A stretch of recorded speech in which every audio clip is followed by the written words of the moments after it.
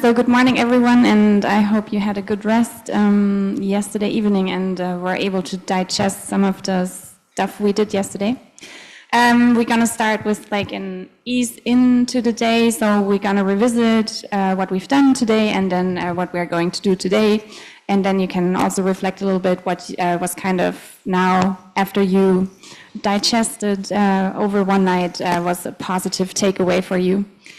So we're going to continue with day 2 of the e-learning and active learning workshop. And yesterday we started first with kind of an orientation, then your expectations, then there was an input on e-learning and active learning where I went through a little bit high level on blended and e-learning approaches, active learning principles that you should keep in mind or could reflect, mainly student-centered, so peer instruction, collaborative tasks, micro-learning, especially important for e-learning. Then we started diving deeper into exploring tech tools for active online teaching and learning. So we looked especially at Kahoot, Miro, and Padlet. And you then presented the presentations. We also had an introduction to H5P and what this means. And after the break, lunch break, we went into Articulate to explore the software for e-learning content development. And you started the group work on the Articulate with some specific learnings. And I think group 2 even managed to upload the SCORM packages into the e-learning course. Today we will do this for all groups, and we're also gonna explore the Open edX amongst others, because I think Katzesart, Chris, do you have access to your e-learning from Katzesart? As we visited the facility a couple of years ago together, they have the online, massive online open courses. Yes. Yeah, so we had a meeting in June with Professor Goni and others to developing the next courses. So we are discussing about the possibility to generate the online courses with the team from KU. So that is what we have. Okay. Yeah. So maybe you could go next week to, or like in the following weeks, whenever you find time, to see if they can upload also SCORM packages somehow, just to know if it's possible. Yeah, I can contact the team to ask any possibility. So yes, just great. Let me know for the detail, then I will contact the person in charge. Okay, great. So we can check. Yeah, so maybe we can have a check up on during the GLOW conference. Yeah, we can develop how, more. because I think this is like 4 weeks from now or something, right? Or 4.5. Yeah. So maybe sufficient time for you to get feedback, just to know if it's possible or not. I mean, they don't have to do it. It's just a matter of finding out if it's possible at all, just to see how far Katzesart could implement that. Sure. But nevertheless, you can try with AIT or the Open edX from Thammasat University to kind of get this experience of uploading the SCORM to see how this works and what it means to upload the SCORM into the e-learning, so you see how this kind of translates from Articulate into the e-learning system. And then yesterday we wrapped up, and you gave a few wishes for today, so we have to see what we can cover. So for today, we are exactly in the recap and reflection part of the course. After I will give an input on backward design for e-learning, because it could be a helpful tool for you. So we're going to have a quick exercise for you to familiarize yourself with this approach. And then after, I'm going to give an introduction on the Google Design Sprint and how you can use this also for e-learning, but in general for content development. So we're going to have a little bit of a longer exercise on that, because I think it could be quite valuable for you to go through this process. I mean, it's going to be an example because typically the Google Design Sprint is meant for a longer time, but I just want you to go through the different steps because it forces you to do the process a little bit different. So probably and hopefully it will be a good experience for you to go through this. And we're going to exchange your experiences after. So you will learn, we will look this morning at Backward Design and the Google Design Sprint for content development. And we will use the time of this workshop for you to go through it, so you can hopefully take it with you as a tool. In the afternoon, we are going to explore more tools for active teaching. So specifically, we're going to look at generative AI for active learning. We have to see how many tools we can cover, whether we go a little bit superficial or a little bit more in depth, gives the number of tools we can look at. Maybe we can decide after lunch what you want to do. Because this can be flexible, essentially, because I can give you a superficial overview, or you do a deep dive like yesterday, where you spend more time, explore, and then I can give you an overview presentation, just like with the other digital tools, for you to follow up later. But maybe let it sit, and then after lunch you can see how you feel and how we continue, so it's flexible. After the break, so we can see how this goes. If you want to spend more time on the generative AI for active learning, so we could potentially shorten or ditch the group work. The idea of the group work would be to revisit what you've done in the morning and then integrate the generative AI instead of the other tools that you already know. Or we could do a second in-depth dive into generative AI. So many decisions, I'm sorry, but we can see how to move forward. And then we do a wrap-up and hopefully close at 5 p.m. So at this point in time, I also wanted to show you, I hope that everyone is aware of the, it's too many Google Docs.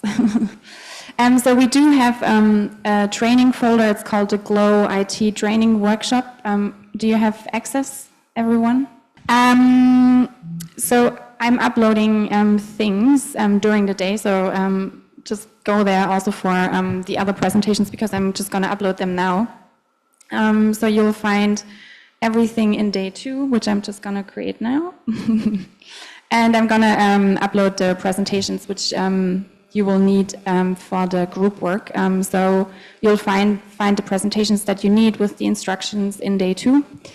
But I'll go through them with you together, but maybe during the exercise you want to look at the instructions again, so you'll find it in the presentations folder day 2. In extra materials, I've given you the role play that I shortly introduced yesterday, so you can have a look at the drama game about climate denial. So this is like the full instructions, also in case you want to play, but maybe as an inspiration.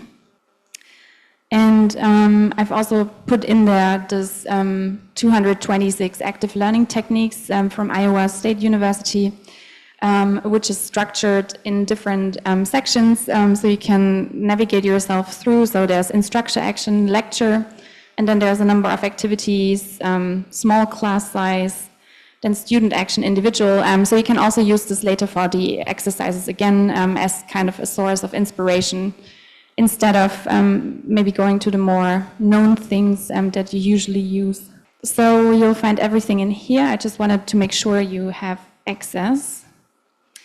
And then since this is going to be active learning again, I'm going to give an input, but for now it would be great to hear from you after the night what you remember positively from yesterday. So what was kind of a positive outcome or learning for you yesterday? And as usual, I would start with Chris. All right. Yeah, we explored several tools yesterday, and Padlet was my hands-on experience to transform our pre-existed courses, which we teach in the class. So I was remind the classroom with the student what we did. So as Fabio already explained some examples, the students have to discuss and answer, agree or disagree. So I can find the best fit template from the Padlet platform. So it was quite a benefit to designing the kind of the student-centered active learning through online using this platform. But after we exploring another system, was it Articulate? Yeah, this is not on real-time asynchronous. So I couldn't find a way to make it like a Padlet using this program, but got some idea from other group. Their group 2, they embedded another program like a Miro into their Articulate. So I just simply put the Padlet platform into the Articulate to provide the student opportunity for their discussion, agree or disagree. So we can easily embed the other platform into the Articulate so that we can design the full courses onto the online. So I think it's very good timing that we developed the transdisciplinary courses already, and also delivery has done. So we know the actual student responses in the classroom. So we know what we need to reflect into the online courses. So this is another new course development for the online format, but we need to try many different types of tools to find out the best course design. So of course, we need to develop the course first, which takes 9 months, and also we have to experience the actual student responses in the classroom. Then we can design and think what kind of the online tool is the most suitable. But still, we need to learn these online courses for the actual student to listen their feedback to make it progress. So I think this is the long journey to make it better. So this is what I learned from yesterday. I think I got similar with what Chris has mentioned, but I would like to name it like some program that we learned yesterday, like about Kahoot, Articulate, H5P, which is new to me, and the Parrot and Miro as well. The other thing it was impressive to me yesterday, like when we have those tools, we have enough freedom to design the course. Also, we can download it and upload into our module. That could be a very good news for us. And I have a little ambitious dream, like I'd like to share it to all of my AITR faculty. I will find a way to do that. But I cannot promise, but I think I need some time to practice on my own, even though I'm not a faculty, but I have my own community that I deliver the course online.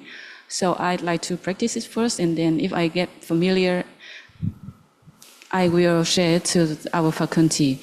I'd like to try the list that you gave, like I saw the long list that the program that we can try. And my plan is to categorize them into at least three items to see what is the advantage of this program, what is the disadvantage of that program. So I can suggest them to try. Otherwise, if we jump into the long list, it will be like fall into the jungle and we cannot choose which one and why. That is my plan. That's all I think about last night. That I think that I can digest whatever we go along yesterday. Thank you. To summarize yesterday, indeed it was a good experience learning tools like Kahoot, Miro, Padlet, and the better part was integrating them using Articulate to create courses using SCORM.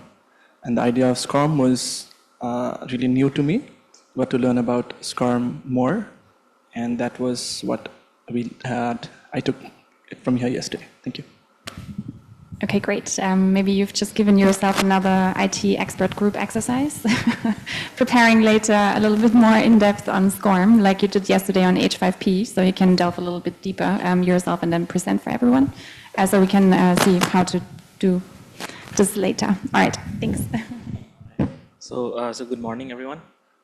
So yesterday's program was quite good, and we got to learn a lot of new things.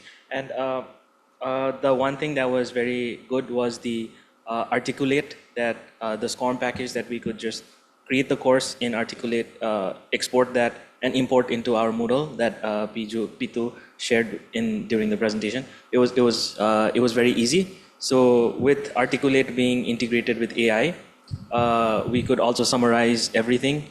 If we just have the slides, all the contents ready, then we can have the course ready within like 20 to 25 minutes. So that was quite good of Articulate. Yeah, and I think that's about it. That was the. You want to say something first? No, thank you. Okay. So good morning. So I think we all three, I think same feeling. We feeling like really good that we can support or the class is going on. We can try the new thing, new coding, new adaptation, and it's working good. And I hope that today we also can support you guys for the workshop. Thank you. Great, thank you. Especially the SCORM package will be a supportive activity later for you, I think. So thank you, R&D.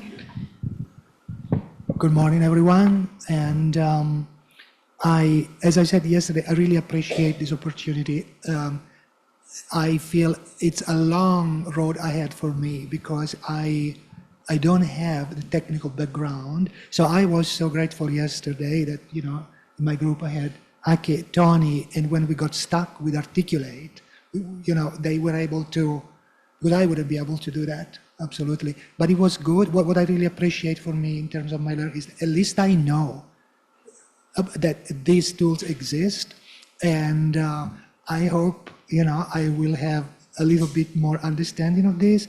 Of what I saw yesterday, I liked what people did with Miro and Padlet. That was very good to see, how they can be used. So that's a motivation, an inspiration, hopefully. So let's see what happens, but thank you. Thank you so much. I'm happy. Yesterday you were saying that you're very distant to any digital technologies, and now you're sitting here telling about Miro and Articulate. So I think we managed to do a lot within one day. So that's great. No, it's not that I'm resistant.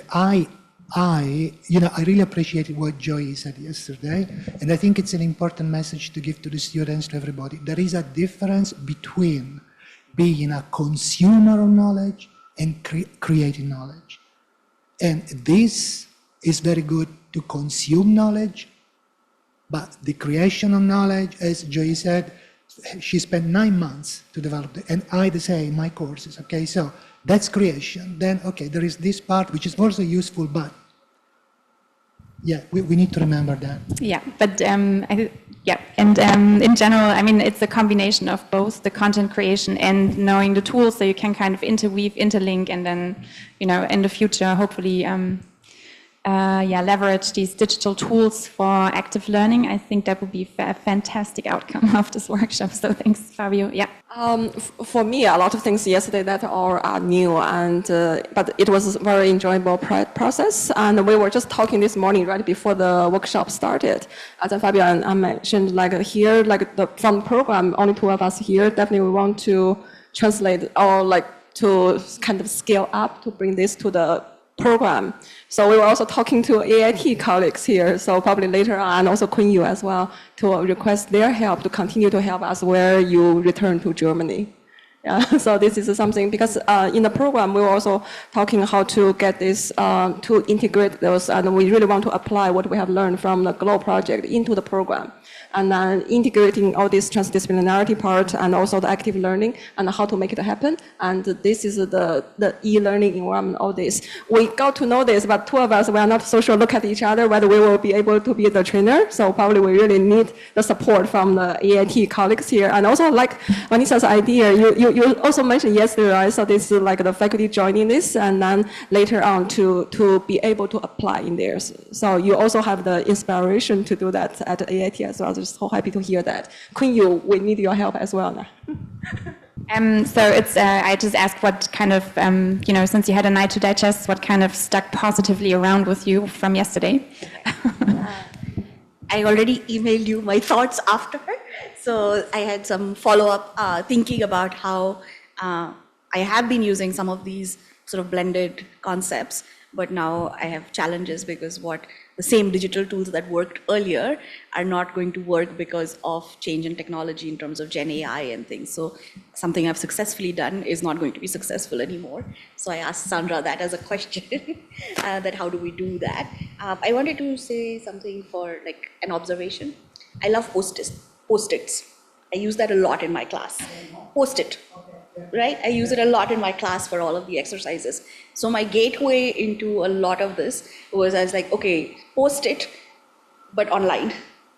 Okay, so that was how I discovered Padlet or a Jamboard and things because one of the things was that it was also easier for me to archive it or to read it later and to collect it and to keep it rather than just have old stacks of Post-its or for the students to share.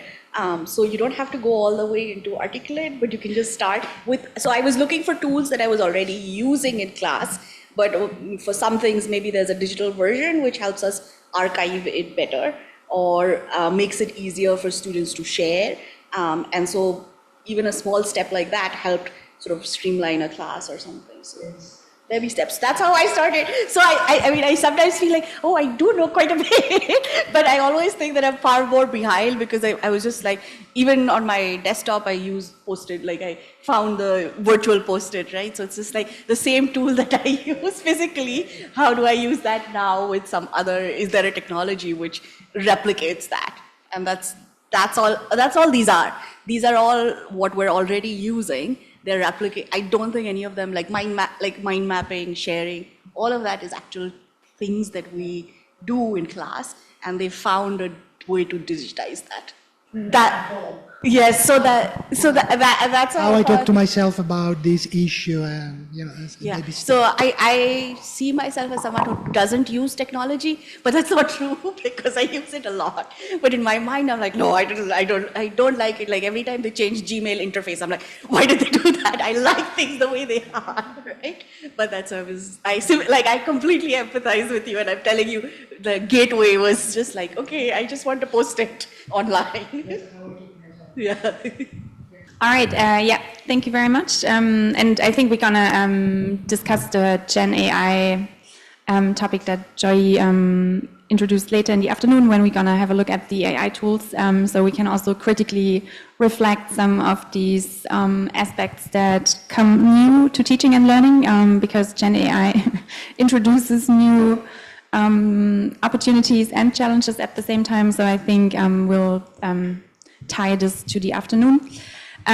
For now, we are going to look at one method for you. So we see how we move forward because this is the first time I'm doing the workshop, so I don't know, how you feel comfortable during the exercises and how much time you want to allocate.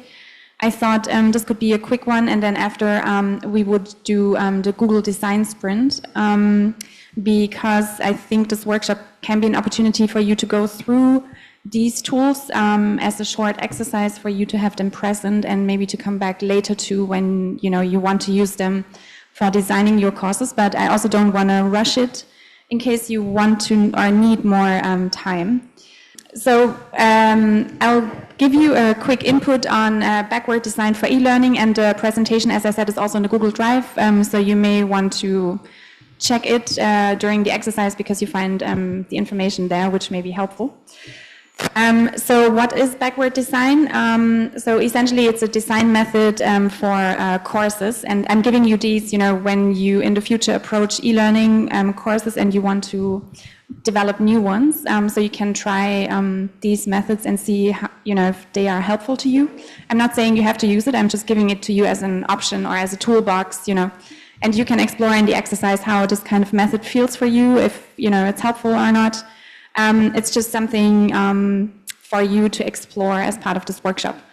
So don't take it prescriptively, but more as a exploration into possibilities. So I'm giving you a few examples which may be helpful, hopefully, but let's see. Everybody has their own preferences. So backward design, so essentially as the name suggests, it's something that starts from the end in mind. So this course design method starts with defining the learning outcomes, which we typically do. So what we want the learners to know or do. Decide the evidence assessments to verify the outcomes, and plan learning activities that prepare learners for the assessments, and select the technology tools that enable the activities online. So why Is backward design potentially a good thing for e-learning? So once it prevents kind of this content dump because you focus on the learning, not on the slides or the videos. It ensures alignment a bit better across outcomes, assessment, and activities. And hopefully also it makes active learning intentional, not like an add-on, because you kind of consider it as part of the design process. And also the tool choices are tied to the purpose of the learning outcome and ties also these measurable progress and better student engagement to the outcome. Because we want to have active learning, but we are still part of the university, so we still need the assessments, the exams for student evaluation, unfortunately. So you still need to kind of use active learning and still connect it to assessment. The first step is to define the learning outcomes. As you know, it is a good way to use clear, measurable verbs. Like analyze, design, evaluate, justify. There's the Bloom's verb. There's like a Bloom's taxonomy, which you can also Google later if you want more verbs for helping you define your learning outcomes. You tie outcomes to authentic tasks and contexts, and you keep 3 to 5 outcomes per module and align to program goals. So for example, if we look at like dengue as an example, just like a made-up example, analyze dengue risk drivers and design a feasible intervention for a local context. Step 2 would be to decide the assessments. So what must students do to show the outcome? So you can use a mix of formative and summative approaches. So for example, scenario analysis, you could do an intervention brief, where students kind of work out a short document on the intervention. It could be like an oral presentation, it could be a reflective quiz. Yeah, do provide criteria, so beforehand how you want to grade. So accuracy, depth, application, evidence of what students need to produce or show to reflect that they reach the outcome. Step 3, plan active learning activities. So as we discussed yesterday, typically for e-learning, microtasks are a nice thing that can be easily implemented. So short quizzes are ideal, polls, reflections, and you've learned yesterday a number. I mean, we still have to find out about Kahoot, but I imagine it can be interesting for reflections. And if you want, I also put in day 1 the overview document of the digital tools from yesterday that we haven't explored. So if you want, you can quickly see how maybe you want to use them for microtasks as well, because I gave a little bit of an overview for what tasks you may use or these digital tools are optimal for. For the practice, you have to see if you want to do that. You could have branching scenarios for students to choose if they want to take like a longer path, a shorter path, but maybe keep this in mind. As a backup, but not as the first criteria, you can do casework in Zoom breakouts or other things that we talked about yesterday, how you can practice in a digital environment. Also think about feedback, so enable peer review, maybe provide checklists, in the end you can package these learning activities as you've learned yesterday into SCORM, which we are all almost proficient in, I would say so. And then select the tech tools, so fit for purpose. For example, there's different things that we've done yesterday, content and tracking, you can do in Articulate. The tracking is meant to progress tracking. You can use discussion annotation. For these tools, if you are feeling explorative, you can already dive into them. Hypothesis is also an AI-based tool that we may explore later this afternoon, depending on your decision after lunch. Synchronous Zoom.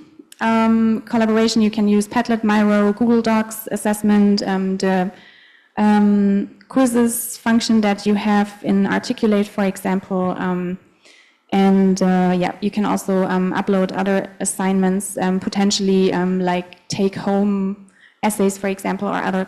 Maybe we want to consider that again, thinking about GenAI, if that is a good idea or not. But maybe you can think about essays in a way where people learn how to mindfully integrate AI.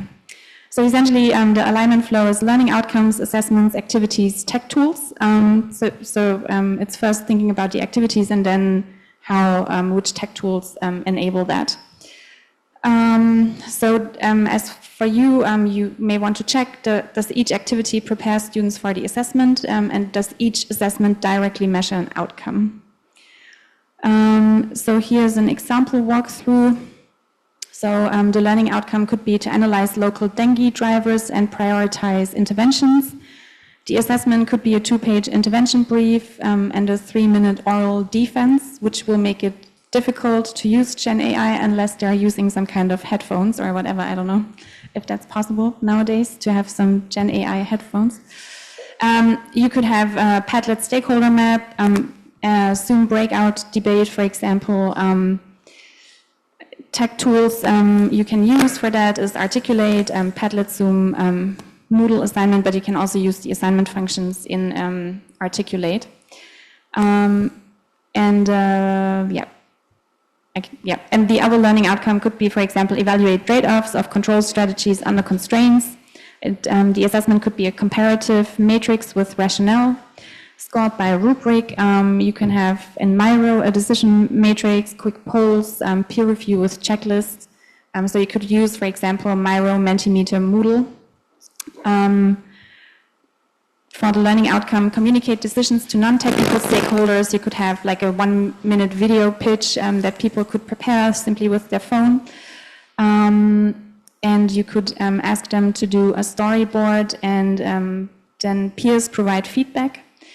So you could do this in Canva, which we haven't touched yet, and I can integrate into the digital tools now that I'm thinking about this, because I totally forgot about Canva. Canva also has AI, so yeah, we will see what we can do in the afternoon. So many things, oh my God. Okay, so we have to see. Has anybody of you used Canva yet? No? Okay, because, yes? Okay. Because more and more students are using it now. Instead of PowerPoint also, it has an AI function to generate quickly PowerPoint slides and everything. So yeah, I'll put it in the digital tools. I don't know if we managed to do it in the afternoon, because there's like a long list of GenAI tools we want to look at anyway, so we have to see if we can manage.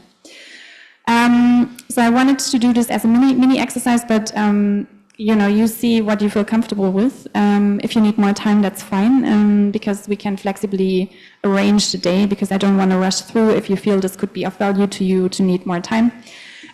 So you can go back to your course and try to align it, or you could also come up with a new idea. This is up to the group to use this method. So the flow is, again, outcome assessment activities tools. I also provided an alignment template, which you may want to use, or you can also use the flip charts if you want, because it's a very simple table. So sometimes it's good also to do things in an analog way again. So, and I also put an alignment checklist for you, which you can use for the activity. So essentially, maybe 5 to 7 minutes is a little bit optimistic. Let's maybe go for 15 minutes, and then we see, and I'll do a check-in after 15 minutes, and if you feel like this is a valuable exercise for you and you want to have more time for it, then we can take it. It's not a problem. So I would, again, go for the heterogeneous mix of groups, but maybe we can mix up the groups a little bit. So I would divide the facilitators and the AIT IT expert group with the others.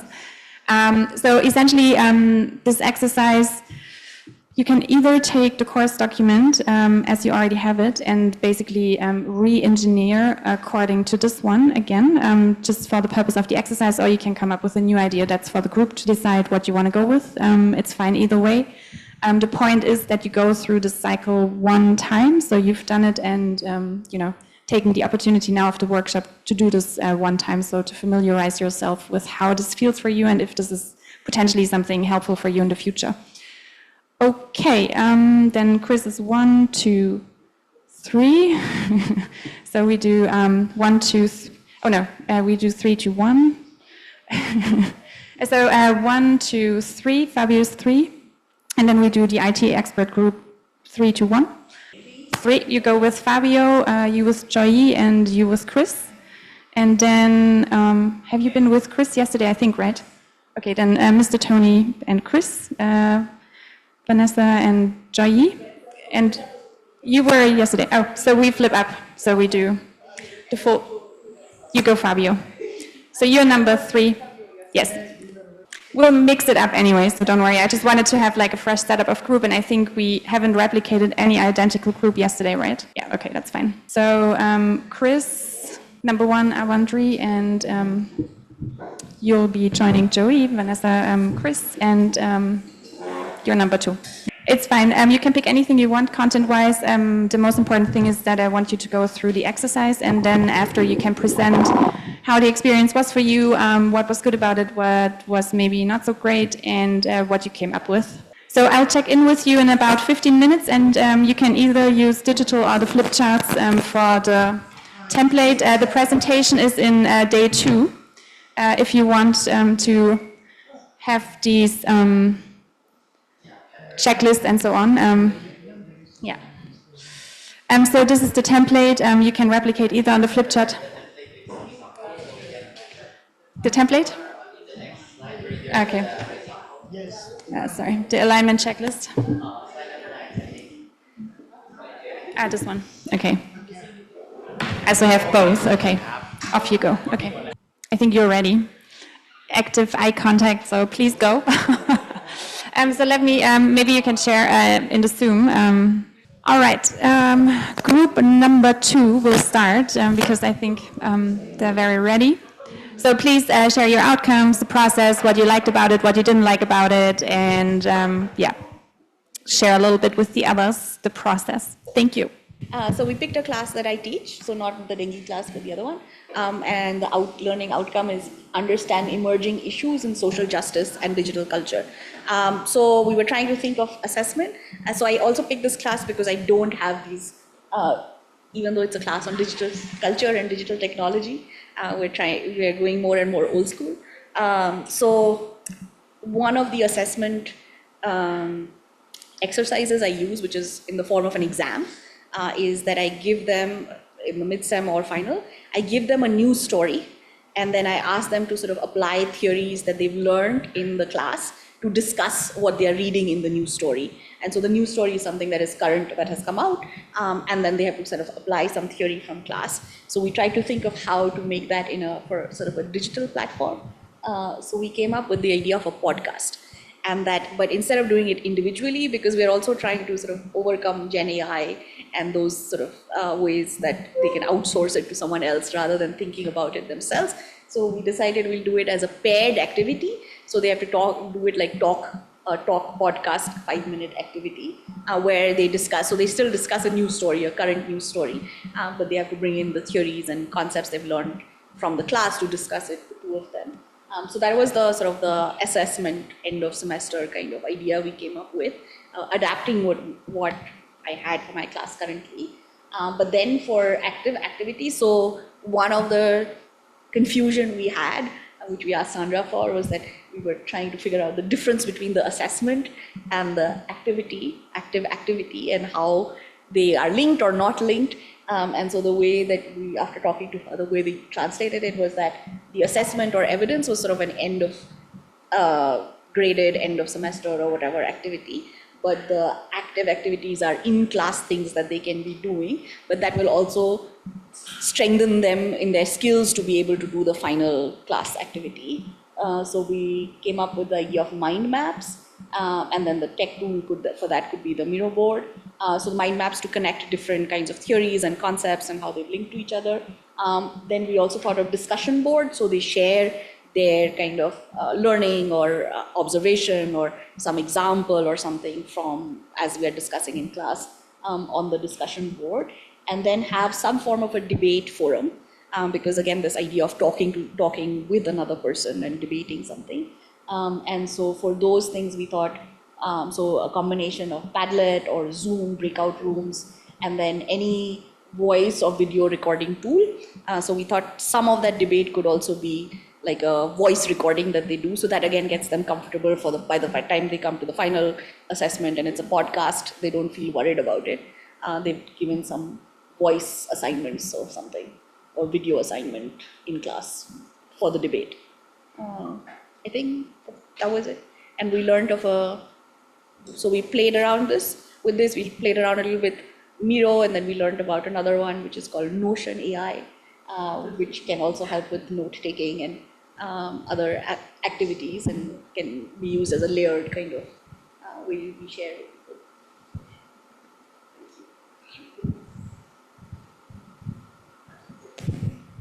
Yeah, thank you very much. And do you see yourself using this in the future? Yes, okay. Maybe, because I feel a little intimidated about the idea of podcasts. So before I can ask someone else to do it, I have to feel a little bit more confident about that. But yeah. Yeah. So maybe in the afternoon we can have a look at Notebook LLM. I think some of you used it yesterday for some triple AI usage. I think it was you, right? Like you did it. Yeah. Okay. Because Notebook LLM. No, we use Notion. So I learned another one today, Notion. Oh. Very good. Nevertheless, it will be very interesting to have a look at Notebook LLM, because it's kind of amazing how quickly it can produce podcasts from text. And so you'll maybe you want to keep this in mind later for the AI activity, because we are going to pick and choose a couple of tools after lunch. So you see how you feel about testing Notebook LLM, but it's kind of mind-blowing if you haven't used it yet. So we didn't know if there was something which does. Yes, there is always. I think we're in a time where there's always an AI now. So. But what we wanted were the students debating themselves. They can do it themselves. I mean, you can try out maybe you do it later. I think that would be great for you, because since you've suggested it, so you can try a little yourself and see if this would be something which would be cool for students to know about, to generate podcasts. So you maybe can highlight also a little bit benefits and maybe potential challenges in creating podcasts, and how students can be kind of coming up with their own content instead of just generating through AI. So a Notebook LLM, so you guys will take that up already, so please remember for later. Thank you very much. Was there anything else you wanted to share? Okay, great. So we'll continue with, please. Sorry, your hand was up, I would just like to ask some question regarding like confusion between assessment and activities. Yes. So like, assessment and activities. Can we include assessment in an active activity? You can, of course. Of course, it's not a either or. You can, have the activity reflect the assessment, or the other way around. However, that would be possible. But it's not an either or. It's just a means to kind of provide you some structure when you approach the activity of designing an e-learning course. So you first come from the outcome, then you think about how you can assess that outcome, because sometimes it's a bit more difficult. For example, if you want to generate empathy or understanding, things like that, maybe thinking about mental health. So there's like different ways of how you assess. Sometimes it's not knowledge, but it's like a change of perception or something. So it's a little bit more difficult. And then you choose the activity. So it's basically providing a little bit of structure, but it doesn't mean, it's prescriptive and kind of dictates. It's meant as a helpful tool. So, of course, you can have the activity reflect the assessment if you want to prime students for the assessment, for example, or something. So can I have, to be specific, they wrote their discussion board. Can a discussion board be a tool for assessment also? Sure. Fabio, right? Can we assess, can we have discussion board active learning activity? Can that be, is there somewhere a tool right now wherein we could use it to assess that one? Of course you could. I mean, you could have, so maybe later we can have a look at other AI tools that facilitate kind of collaborative discussions, and So you can also maybe think about how you could assess that. I mean, it's just basically, I think similar to an essay. So you could certainly, but there seem to be experiences. So ladies first. I think Joy had her hand up first. Sorry. Gender equality, etc., etc. No, actually, this is not necessarily just about digital tools, but in general. For instance, a lot of times you have to incentivize people participating, or you have to figure out a way that the activity kind of also, so it helps sometimes to have these active activities as part, as assessed, okay, or structured in that way. So sometimes for some classes, for instance, I gave a if there is very high expectation in terms of participation, there is a participation grade, because that's actually the expectation of the class is that you are going to be very active, and there's going to be a lot of work that will happen in class or outside or group work. Then there's a participation grade, so that we kind of make sure everybody takes the same. No, so that's that's the principle, but the content also can, so therefore the content itself can become part of that graded activity, right? So I'm saying that participation can be a particular grade, but also you can have content which is an active activity which is also graded. My first experience, not necessarily based on AI. So my first experience of this, in a way, was not first, but sort of a structured example I can give you is that in my previous university, they have an online master's degree. So it's entirely online. People are in different parts. They are not, it's online, but it's a master's degree equivalent to the degree that they do in class. So it's quite rigorous.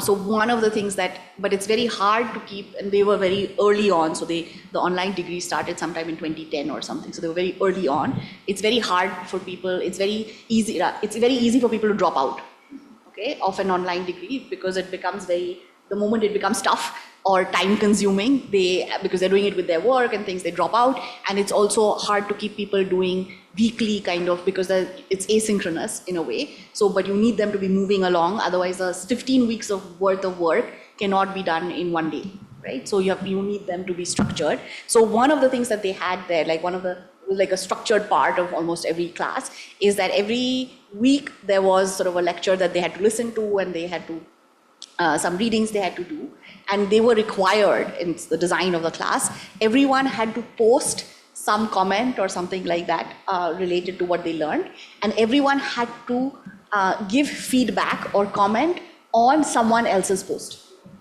And that was, their grade was a combination of those two things, of their own post plus their post on the peer, sort of a peer comment. And so that was part of both an active activity, but also an assessment.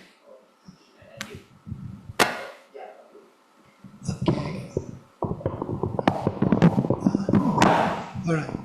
So I think Joy has already covered some of the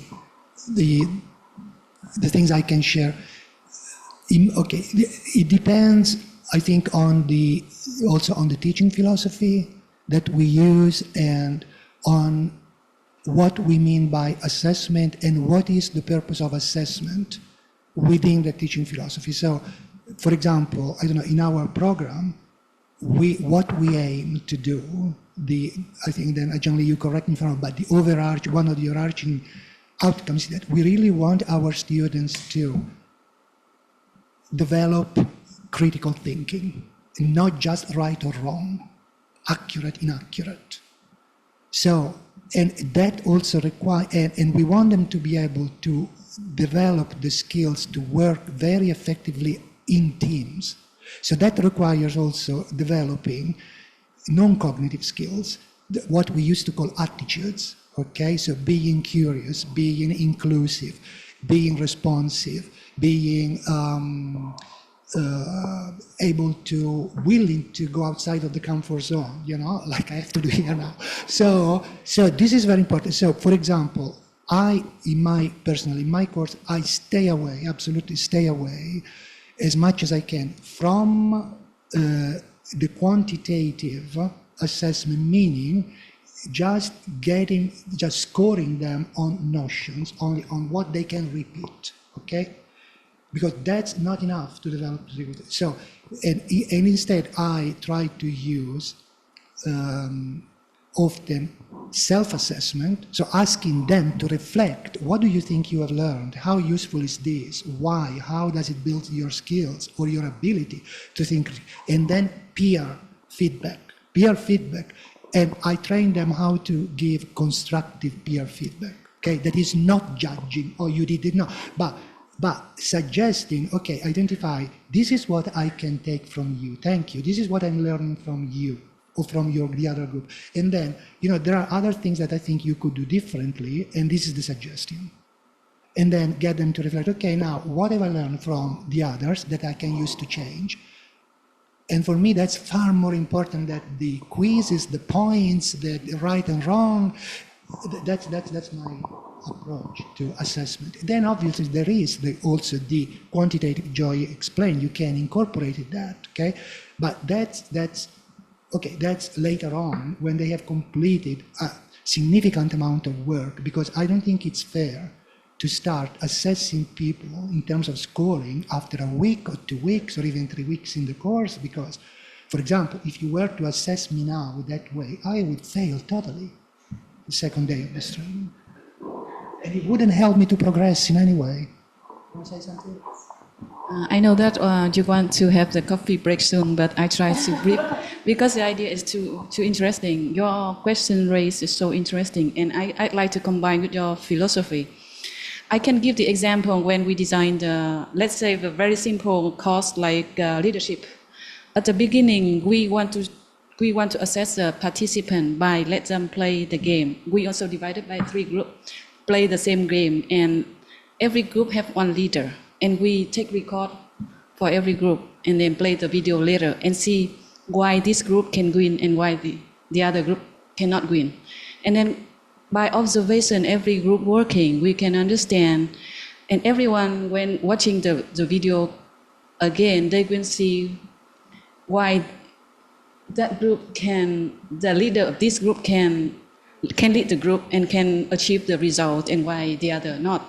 So from that, they will have the lesson, what they can learn, what they can avoid, and why they can be win, for example. Without asking, what do we learn from this? They even cannot assess themselves, and other people also cannot assess the other people. But during the practicing, during the activity, they can learn it. So if we change from the on-site course like that into the online course, we have to think about what kind of online game that we can create for them, and how can we observe that team working. So it can be later on changing. So it means it can answer your question, like we can have the activity in the assessment. Also in the activity column, we also can have another kind of activities, come back to the main outcome that you want to. So a lot of tools we can use at the 3rd column, I think. Thank you. Yeah, thank you very much. And I think we can also try some prompts later, or you can think about how the use of GenAI can still foster critical thinking, how you can attach this component to using GenAI. I mean, it's not like either or. You still, can critically think about how you can combine these components, right? So, because certainly people need to have a critical mindset when using GenAI, because it's not, like the truth that is coming out of that. It's basically an algorithm. So yeah, but important points. So we will continue with group 3. Were you group 3? I think. Sorry. I mean, we just had 3 numbers, but since we mixed up so many things, I'm not sure. But at least we have some. Yeah. Okay. Great. Group 3. Okay, so, all right. So first of all, I would like to say a very huge thank you to Tu and Vanessa for all their help with this.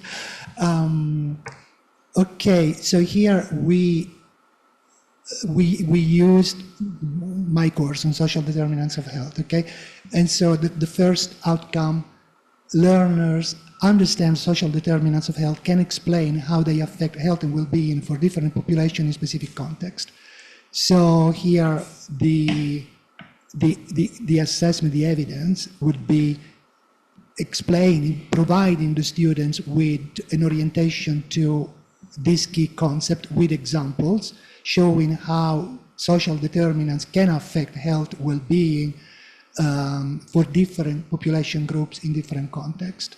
Okay, then they would break out in Zoom breakout rooms. Each group, we have assumed there would be 3 groups, so each group would have one case study to analyze, and then and here it's where I need to help with explain this, but basically then they would use, I think we put Miro collaborative board, meaning that each group would create, this board where they would put their key issues to explain the analysis of the case study. Then they would go back to Zoom, each group would present, and then they would give feedback to each other, thinking about, okay, so what can I learn from your discussion and how can I use it for my case study? And maybe they could then go back and change each group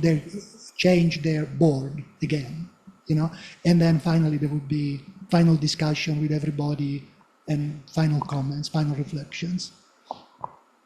Okay, the next outcome, the next outcome is learners can analyze information from different sources and use it to inform the design of transformative interventions that I cannot read the other. Transformative intervention. And so this means that in the previous activity, in the previous brief, I would have explained what is a transformative intervention, what do we mean by it, and so here first, I would explain the essential steps to design a transformative intervention. There are a few steps, 5 or 6 steps, and I would give some examples. Then they would do a machine game. This would be the entire class, basically, to see if through this game would they be able to actually do those steps.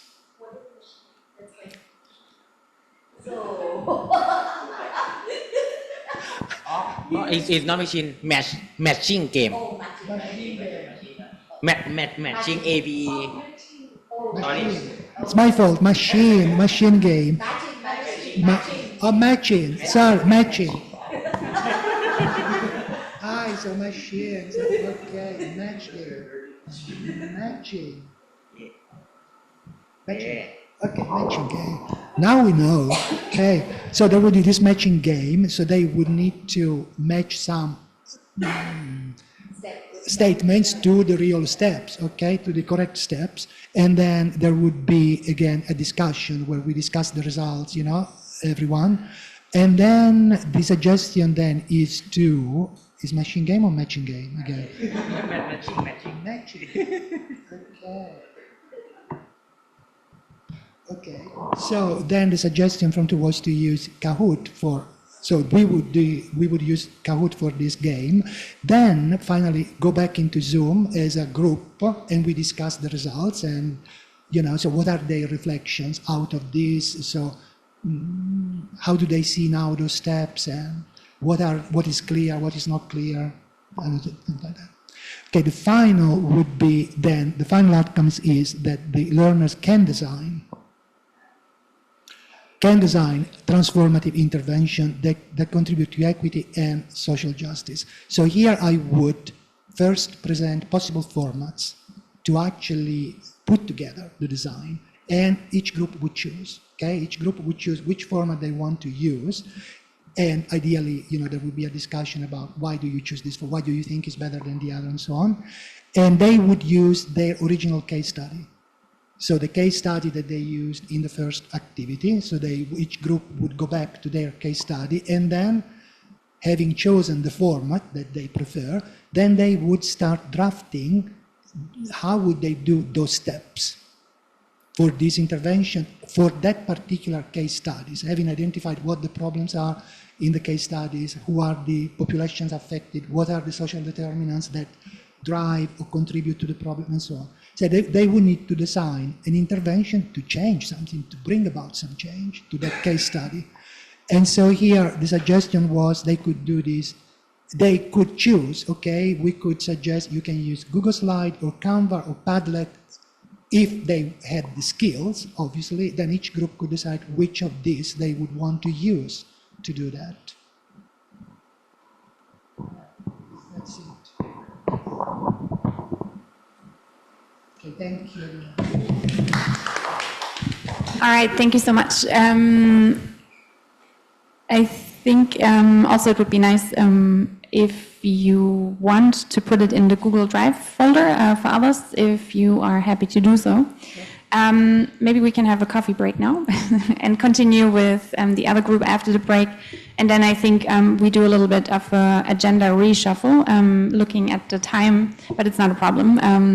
So let's take like 15-minute break and then we come back, continue with the other group. We will revise the agenda and then, leverage the time until lunch in a different way, and then we'll kind of shuffle around a little bit so to make the best of our time. All right, thank you so much. Team 1 will present their outcome. Chris, maybe you want to share your slides? So maybe you can unshare. Yes. Thank you. Okay, let us start. So as Ajahn Fabio gave the lecture for day 1, Ajahn Joy gave a lecture day 3. So the student group developed their interventions design based on what they learned from the transformative intervention about the equality of the health, social justice. Now, the day 4, we are more focusing on the technical terms about the dengue vector itself. So I had to give a lecture about the basic information to every student. And then we also need to assess their student understanding about the mosquitoes' biology and behavior, and also introduce the multiple types of surveillance tools. So now we need to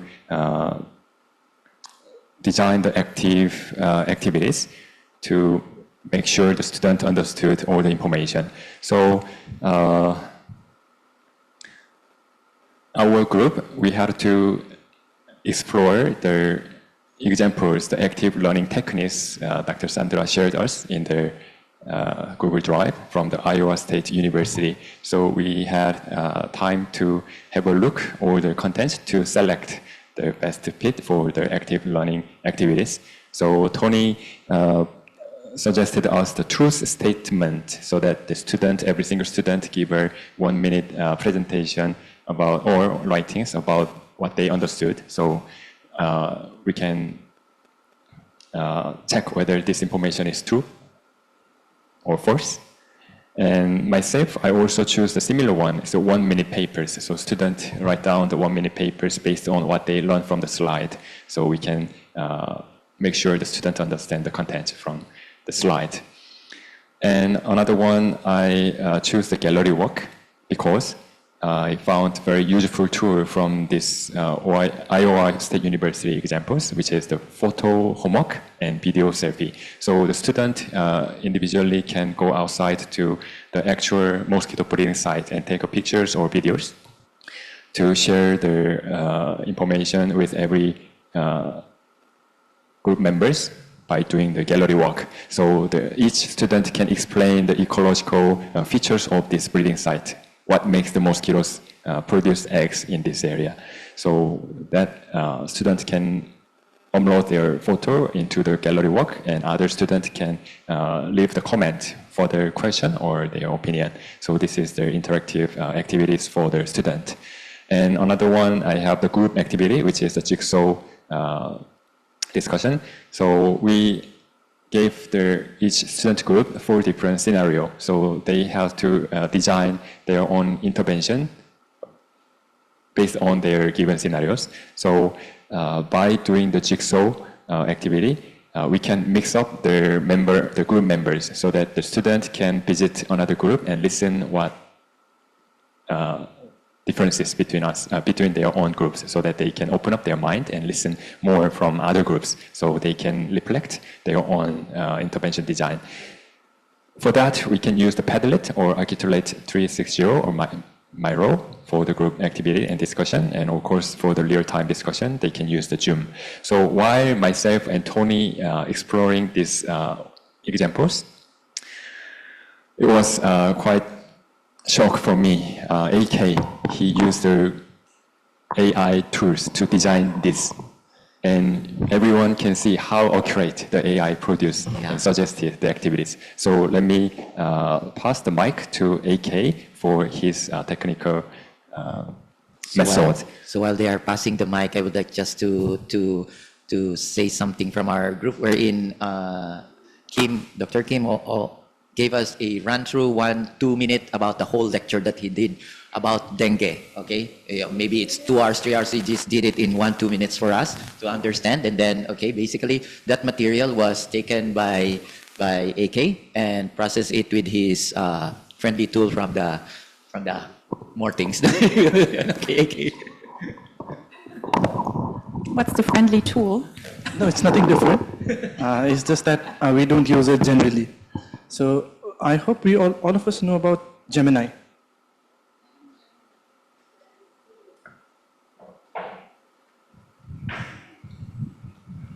Yeah, this is the tool. We know Gemini. But onto the left, we have something called Explore Gems. So what basically I did is, so let's start from Gemini. Gemini is a generative AI tool, what Dr. Sandra mentioned yesterday. So it's a generative AI tool that generates text, image, on the basis of prompt that we provide. So it's similar to ChatGPT. And then we can now compare which is better and which is not, sorry, depending upon our requirements. So this is somehow what Gemini looks. So let me take you back to the screen. Yeah, this is how somehow Gemini looks. So we can write the prompt here, and we can simply use it like we use ChatGPT. So we can prompt Gemini and get the answers immediately. But we do have an option, Explore Gems, which acts as a customized LLM, let me not use those terms, customized Gemini. So where can we use it, and how we used it in our term is, so we can see here dengue. Yeah, we can see this dengue here on the screen. So this is what we created for our group, and depending upon the requirements, we can go to new gem. You can name the gem. Let me name it test. Yeah. And then, how do you want this gem to act as, to work as? Maybe like a teacher, maybe like a student, or maybe like, no, it's okay, it's okay. Thank you. So we can write instruction here. Then, just below the instruction, we have a section called knowledge, where we can upload files to which we want to restrict ourselves to interact. So in our case, we restricted ourselves to one slide that Dr. created, and let me show this gem. Oh, sorry. Let me edit this gem and show you. Oh, yeah. So the name was dengue. You are an expert in the domain, and you are also an expert academician. Help me to create a course systematically. And this is the file. The limitation to free version is you can upload 10 files. So we did this, we save it since it's already created, so we can see update over here on the top right corner, just below the pro option. So if it's not created, we can find the save option. Once we save, we will get our gem created and we can talk to that gem. The difference is Gemini has a huge knowledge base, but this gem will be restricted to this particular knowledge base depending on the document that we provide. So we provided this slide and asked Gemini to create a document for us. So the result goes more or less similar.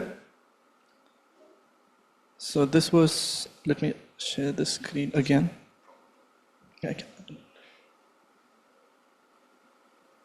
So the format might be different, but this is somewhat we got. So while both of our teammates were working manually.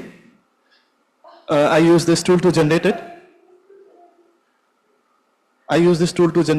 And then finally, last 2 minutes, we compared both the tools. The only difference that we got was one tool that Gemini suggested us to use maps so that it reduces the risk of getting contaminated or getting in trap of that particular disease. So using street view of maps to locate those areas and pinpoint those areas and see how we can work on those areas. So these were the suggestions, extra suggestions, or the other than that we could think of. And this was the kind of output it gave us. So this is how we used Gem. And as Professor is requesting to show the prompt as well. So let me show you again. When AK is saying about maps, it's Google Maps. We have a virtual walk through the location using Google Maps. And Street View will let us see around what are those areas. And it can identify problem areas for outbreak or dengue propagation. So basically this was the prompt given, and this was the result along with the necessary links that we can redirect it to make sure that the information provided is correct. So this was just a random prompt. I just tried it, but while writing prompt, I would suggest we can use a general concept where things like, first we should think of the role. On what role you are expecting the result. You expect the result to be customized as a school-going student or a master degree student or an expert in the domain. So we should clarify that role first. Whenever we are writing any prompt or we are writing prompt to any generative AI. So in general, we care for role, task, and goal. So what task we expect the generative AI to accomplish and what's the goal? But to be very precise, just in case if we provide some kind of document or some kind of reference, in that case, we have to change the prompt and mention that we expect the answer from that particular document. So when we talk about, yes, sir, please. Did you, I don't know if you misunderstood, did you say that at one point you had to save? I'm sorry, I didn't get it. Did you have to save? Did you say at one point you had to save? Yes, I copied it. I copied it and I used MS Word to copy the content. Okay. Yes. Okay, so after you upload, you save it. Okay, and then to turn this in your Word document, what did you do? So I'll do that. Copy paste. It's simple. Copy paste. But I'll do that again. I'll do that again for you. Thank you. Yeah. It's so very easy. This is how we create. We go to new gem. We named it dengue. We'll write the instruction here in this section. Yeah, a general prompt. No. So it's like if we are looking for a teacher, what kind of teacher are we looking? Then we decide what content are we going to deliver. So we upload files. So let's say this, uploaded, and then it takes a little bit time to upload. Yeah. Then we have an option on the top right, save. So we can save it, and that becomes a new gem. Thank you. Quite clear. The whole lecture of Dr. Chris, we got it in 2 minutes. The AI got it in like, I don't know. We need to check whether the AI generated content is correct or not. But as I already explained, what I choose from the example is quite similar what AI suggested. For example, though, and also the taking picture and see the actual ecology for the breeding site. And this AI also suggested using the Google map to figuring out the probable site. So it's quite similar what I thought. So I think the accuracy is high. So while writing this instruction, we can be as much as flexible we want. If we want our teacher to be strict, we can write. And if you want the teacher to be flexible, we can even mention that. So however minute detail we put there, we get exact results.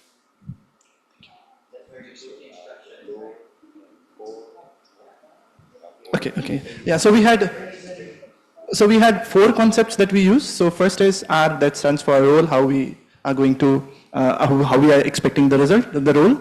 Second is I, the input. Then we have steps. How are we going to, how do we expect the result, in what steps, what are the steps to be followed to get the result. And then finally, we have an expectation. For example, let's say we straight away write a prompt to write an essay. So we don't know what standard should the essay be, and what should be the structure, and what are the things to include in it. So R stands for role, if you want it as a school-going student. I, the input. What input are we feeding into it? Then S, steps, and E, expectation. So these are the 4 things basically we keep in mind while writing prompts. Thank you. All right, thank you so much. We already received a quick intro into Google Gemini, which is kind of a good bridge to the reshuffling of the agenda. Because initially I wanted to do the Google Design Sprint now, but instead of doing that, we are going to start looking into AI tools, and I think actually that can be quite nice, because while you presented, I got the idea that, for example, Joy and team, they wanted to do a podcast, and for you, I think in terms of activities, you could explore other things. So you could use Google Gemini to do a systematic review on dengue problems. I mean, I don't know where dengue is at the moment, but maybe dengue vaccine, maybe dengue climate change, something dengue-ish, which you could give students as an activity. And I want you to do a systematic review. Chris, I think with Google Gemini, since you're already doing the gems and stuff, so you're heavy in the Google Gemini. And for team 3, because you were going into critical thinking, right? AI and critical thinking, that was the big question. You're gonna be using something called Hypothes.is. So we are doing this, I'm gonna give you, I've also uploaded slides, but I'm gonna add more tools because there's so many, but I'm just giving you a couple which you can follow up on, which are, I think, good pointers to start at. So I've uploaded this in day 2. So this is Hypothes.is. It's a social annotation tool. So this is how you write it. I hope Fabio and team 3. So you'll go back to your initial teams. And essentially the idea is that what you've worked on, you do the activities, because you identified now, let's say, the digital tools 1.0, and now we are moving into digital tools 2.0, which is GenAI. So you're gonna try the GenAI tool like you did yesterday. You try it for your activity, and let's maybe give this 20 to 25 minutes, maximum 30. What time is it? 11:35. Yeah. So basically, that we can break for lunch at like 12:30, and we will have a feedback round, and you will show us what you did and show the tool the others a little bit. So your activity will be to present to others the tool so they can understand, because it's new for, I think, most of you. So it would be great if you gave an overview, because now you become kind of the experts, let's say, in this AI tool. Please do give an overview of the AI tool, how you used it for your activity, how the experience was, where you see challenges, what was amazing about it. So that would be the tasks for you. Fabio and group 3, the critical thinkers, will deal with Hypothes.is. Did you remember? So you can find it, right? Like if you Google it. Otherwise, I put the presentation in day 2, so in case you forget how to write it. So for Joy, Team 2, the podcast group, you will delve into Notebook LM, and you will find out how to do a podcast. And so we will hear, and it will also be very cool to see later the outputs that you've created with the GenAI, like what you came up with. So I think for group number 1, the dengue group, so please do a systematic review on a critical topic on dengue. And if you are quick with this, because I see you have an expert in there, you may go look into Khamigo, right? So just no pressure. Just start with the Google Gemini in case you find yourself moving quickly, doing a systematic review in, 10 minutes. Then you can move forward to Khamigo. I put the slides in day 2 in case you want to, click. And I've provided you in this presentation, like the tool, what it is, a little bit of overview, and then an example how you could use it, just to spark some inspiration in classroom. But there's many other ways you can use it. It's just one use case for you to kind of get an understanding what it could be used for. So I've done this for all the different tools now. So you get a little bit an overview what the tool is about, how you can use it in class, and you'll find it day 2. So let's do 30 minutes. 30 minutes from now, back to your old groups. Dengue will start Google Gemini, potentially Khamigo if you go fast, but you don't have to. Group 2, Joy will do Notebook LM podcast, and the critical thinkers will do the hypothesis. All right, have fun. So I think we can continue. I think Chris will appear very soon. Maybe we can, I don't know if you want to go back in your groups or whether you're fine to continue divided in terms of presenting what you've been doing. So just to get you maybe out of the lunch slump. Chris, so team number 1 was looking at Google Gemini, and they will give us an insight on, I hope you managed to do a systematic review. Yes, and some other activities, probably that you can show us in Google Gemini. Especially for systematic review, it's amazing. Then group 2, Joy, they looked into Notebook LM. So hopefully you designed a nice podcast and then we can listen to, and some other stuff. So let's see about Notebook LM. And then team number 3, the critical thinkers, they were looking into hypothesis. So all right. I don't know, I'm pretty sure Chris will emerge very soon. So why don't we start with group number 2 in the meantime, the podcasters. Do you have the microphone? And it would be great if you could share your screen as well. And guide the others a little bit through the tool, what you did, what you put in there, where you think it's great, where it's not great. Okay, I'll introduce what we did, and then he will walk you through what the interface is. Can you still maybe share the screen? That would be great. So we were trying, in the morning, the exercise we came up with was that we are going to ask students to create a podcast, right? And then then we were looking at how Notebook LM can help with creating podcasts.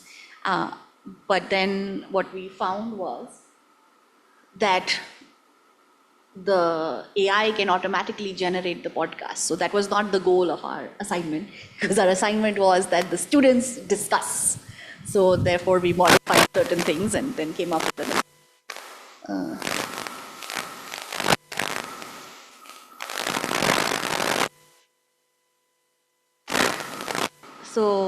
So we already we put it also on Articulate. So this is the version that we came up with, the evaluation. So we just used yesterday's class. But what we found was that Notebook LM doesn't directly integrate into Articulate, but we can put a link to Notebook LM in there. So this is how we've created the assignment now. So we said read the article. So there is an article that is provided for them. And then we ask them to use Google Notebook LM. So they upload the article onto Notebook LM. And then they create, so Notebook LM, so we are going to go backwards into Notebook LM next. But they're going to create an audio overview and a mind map, both of which are functions within Notebook LM, and to understand what the article is about. So that's sort of a helping step there from the AI. Their actual assignment is next. So what we came up with 2 different versions of it. So one version of it is that they create a video, which is 3 to 5 minutes, which is a commentary on the audio podcasts that Google LM has automatically created for them. So they have to comment on that video and sort of give some insights in relation to, and we've put in a topic from the course, like technology facilitated violence, okay? And the other option, which is much more integrated into Google LM, is that Notebook allows them, so it automatically creates a podcast which sounds like two people talking, but it allows you to join that podcast and be a third person in the conversation. So we want them to join as a third person in that podcast as an expert.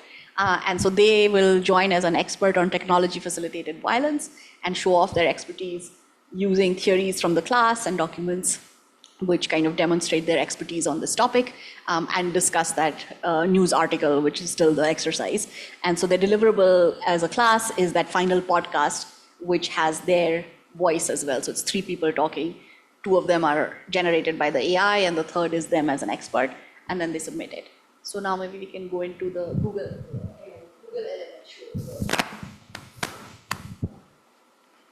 LM. So for the Google LM, so what we did was, so we created a new notebook. So if we start from the very beginning, so we do Google Notebook LM, and then we try the Notebook LM. So I already have two, and the Glow workshop is the one that we just created. So if we want to create a new notebook with new sources, we just click on the Create New Notebook. So for now, I'll just use the one that we created. So if we go to the Glow workshop notebook that we created, we can see on the left-hand side, we can see sources. So these are the sources that we want the AI to have the knowledge from. So yeah, so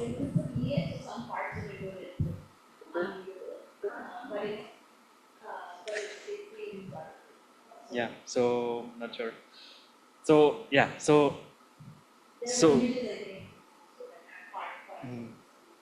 right. So so if we want to have other sources, like say for example in my other notebook, I had several sources, right? So we can have as many sources as we want, but also if you want to see only a summary or a definition from one particular source, then you can just select one source. So example, an approach based on ORKG, so we want this only as our source for our prompts.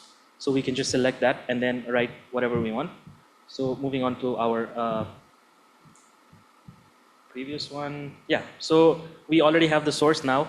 And then if we want to say, perhaps we want to chat with the AI about the document, we just say, can you tell me more about the uploaded article? So it'll summarize it for us. And it says, here's a big breakdown of article as presented by the excerpts. Okay. So core argument and significance. So this is all about the article. And if we click on the audio overview, it generates a podcast for us. So let's dive. Glad to be here. Today, we're diving into a stack of sources that pull back the curtain on a truly pivotal and, frankly, pretty unsettling moment in online culture. Yeah, unsettling is definitely the word. It's one that didn't just happen to the internet, but actively shaped it into, well, what we know today. We're talking about Gamergate. Mm-hmm.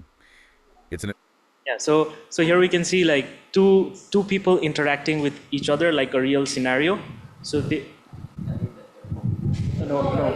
it automatically created the two like an event that's often complex. Yes, Dr. Sandra. But I think sorry, again too loud. I apologize. But I think you can adjust the length of the podcast and stuff, right? You can give it some parameters, because now it's like 15 minutes. So in case you want it to be shorter, or did you play around with these parameters? So we actually did not, but we tried the interactive mode. Okay. So the interactive mode is basically, it has two hosts, and then as we are playing through it, we can join with it. Welcome to the deep dive. Glad to be here. Today we join with it, and then we can again talk with them, and then it changes the response again based on what we have commented. Okay. Okay, maybe you can give like a short example of how you interact and how it responds, because I think that would be very funny, or maybe others can give some inputs as well. Just diving into a stack of sources that pull back the curtain. I'm not familiar with the article, so it's fine, just ask it something, because the students also will not be, so maybe they have some basic questions or something. So you could ask some things. That would be super interesting, just anything. On a truly pivotal and frankly, oh, hey, our listener wants to join in. What's up? So when was the article published? That's a great question, and we're glad you asked. Yeah, thanks for chiming in. Our main source, which provides this excellent overview, was published in 2019. It really gives us that 5-year later perspective, allowing us to see the echoes of Gamergate in today's digital landscape. In the previous one, but now they started saying the paper from 2019. So they changed according to what we asked them to. And did you, because I think in the exercise you had in Articulate, you have some prompts or some activities for students relating to this joining into the podcast?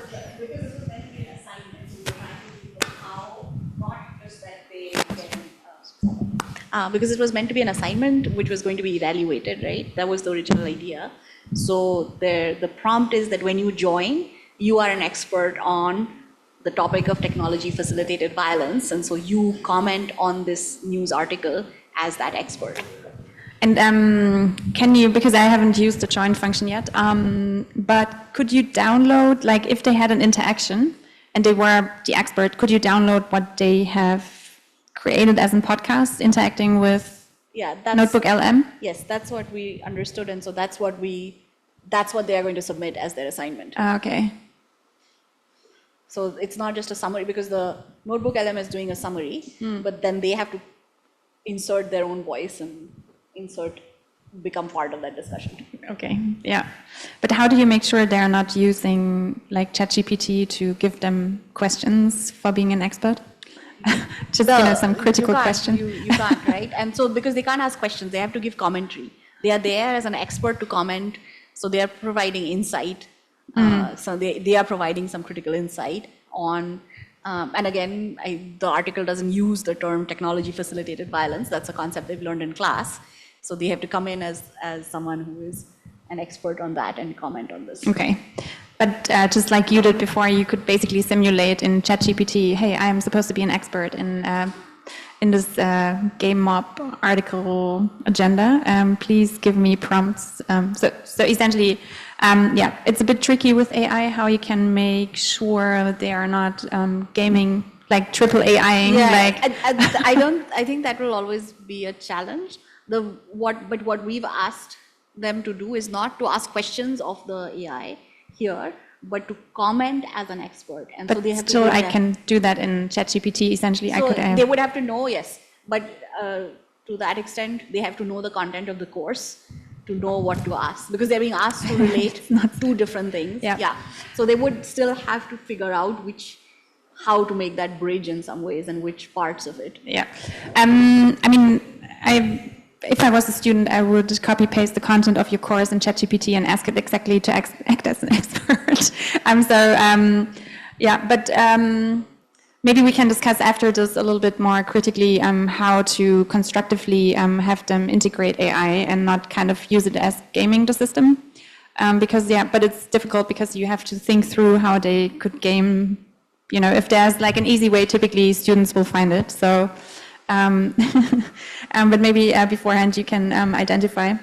But overall, it's a very interesting tool, this podcast, and that you can interact with it, like talking to it instead of like chatting. So that's really cool. I'm thinking maybe you could even use it for learning a language or something, because you could interact with someone in English, for example. But certainly there is interesting use cases for that, I guess. But back to you, sorry. So another function that is available there is the mind maps. So if you click on the mind maps, that's available here. Once you upload the paper, you can see the mind map. So if you click on the mind map, it'll generate a mind map. The mind map will basically look like this based on the topics and how do I move it? Yeah. So if we it's divided the article into 1, 2, 3, 4, 5, 6 subtopics, and then if you click on the arrow on its side, this again is divided into further 3 categories. So for example, you want to know about the controversy. So we click on this. So it only talks. It asks the AI to get a summary of that particular content. So it summarizes about that particular content or that particular topic.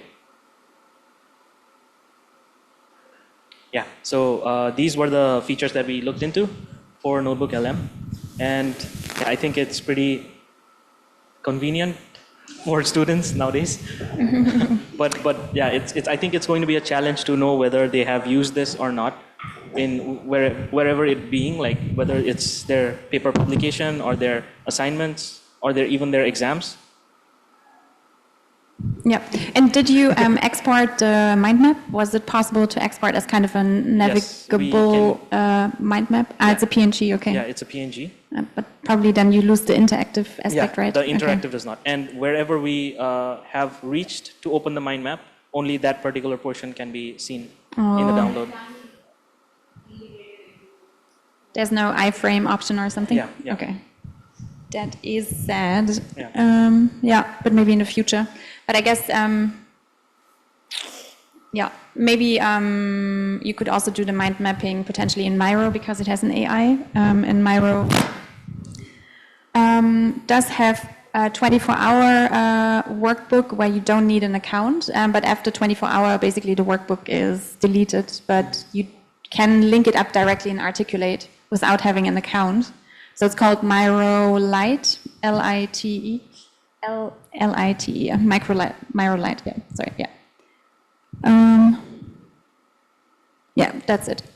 So you can start a whiteboard, but it expires after 24 hours, but you can link it up to articulate, basically so that students don't need to have an account.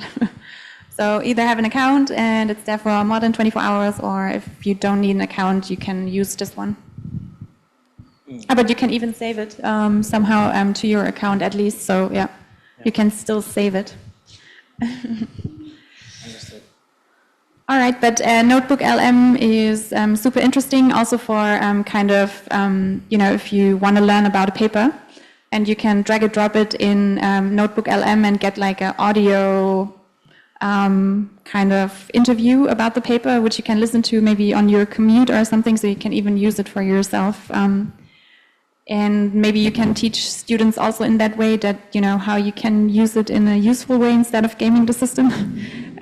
So yeah, I guess we have to figure out how to use these tools constructively without students taking shortcuts too much. But so what was your overall impression of Notebook LM, and how long did it take you for navigating the tool and so on? And what was your experience of the process, and how did you like it? What did you not like?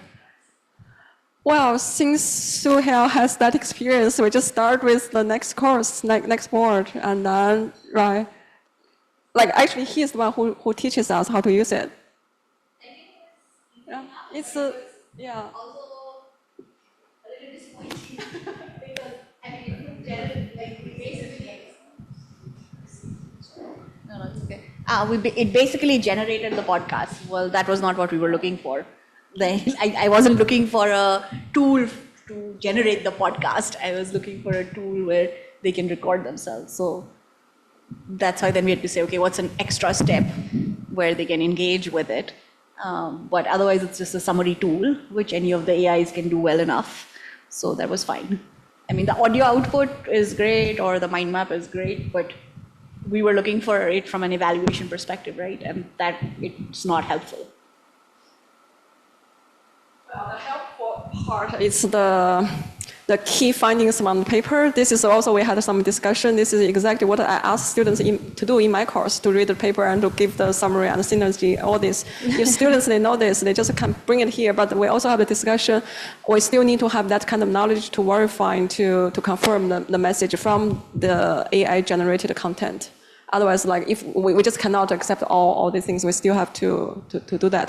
But we also discuss about review paper, because like what student put like his papers, a couple of 15 papers there, and then can easily write up a review paper here, and with all the references, information available. So we also have this part of conversation as well. So yeah, in conclusion, I think we need to also not be very dependent to this, as it may not be very accurate. The results that it's giving out may not be accurate. So yeah, we need to verify all the details. And yes, I think that's about it from my side. Yeah. But maybe we can have the larger discussion after everyone presented on potentially how we can use these tools, or we can decide to go for another round of AI tools. But thank you very much. Nevertheless, very impressive what the AI can do, that you can interact with it kind of actively, and it responds basically on the fly, so in real time. So this is really very interesting and offers a new way of interaction as well. Yes.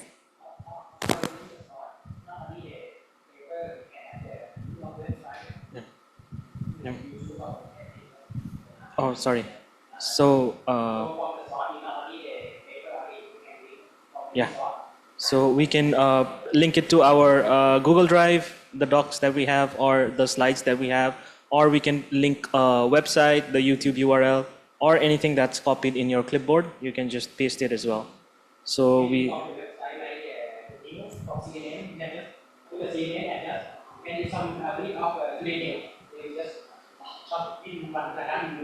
Right. Yeah, and I think I forgot to mention this. There's a limit of 50 sources for one notebook. No, for one notebook, there's 50 sources. Free version, yes. Yeah. Sorry, free version. I forgot to mention. You can always buy more, I think so. All right. Yeah, great.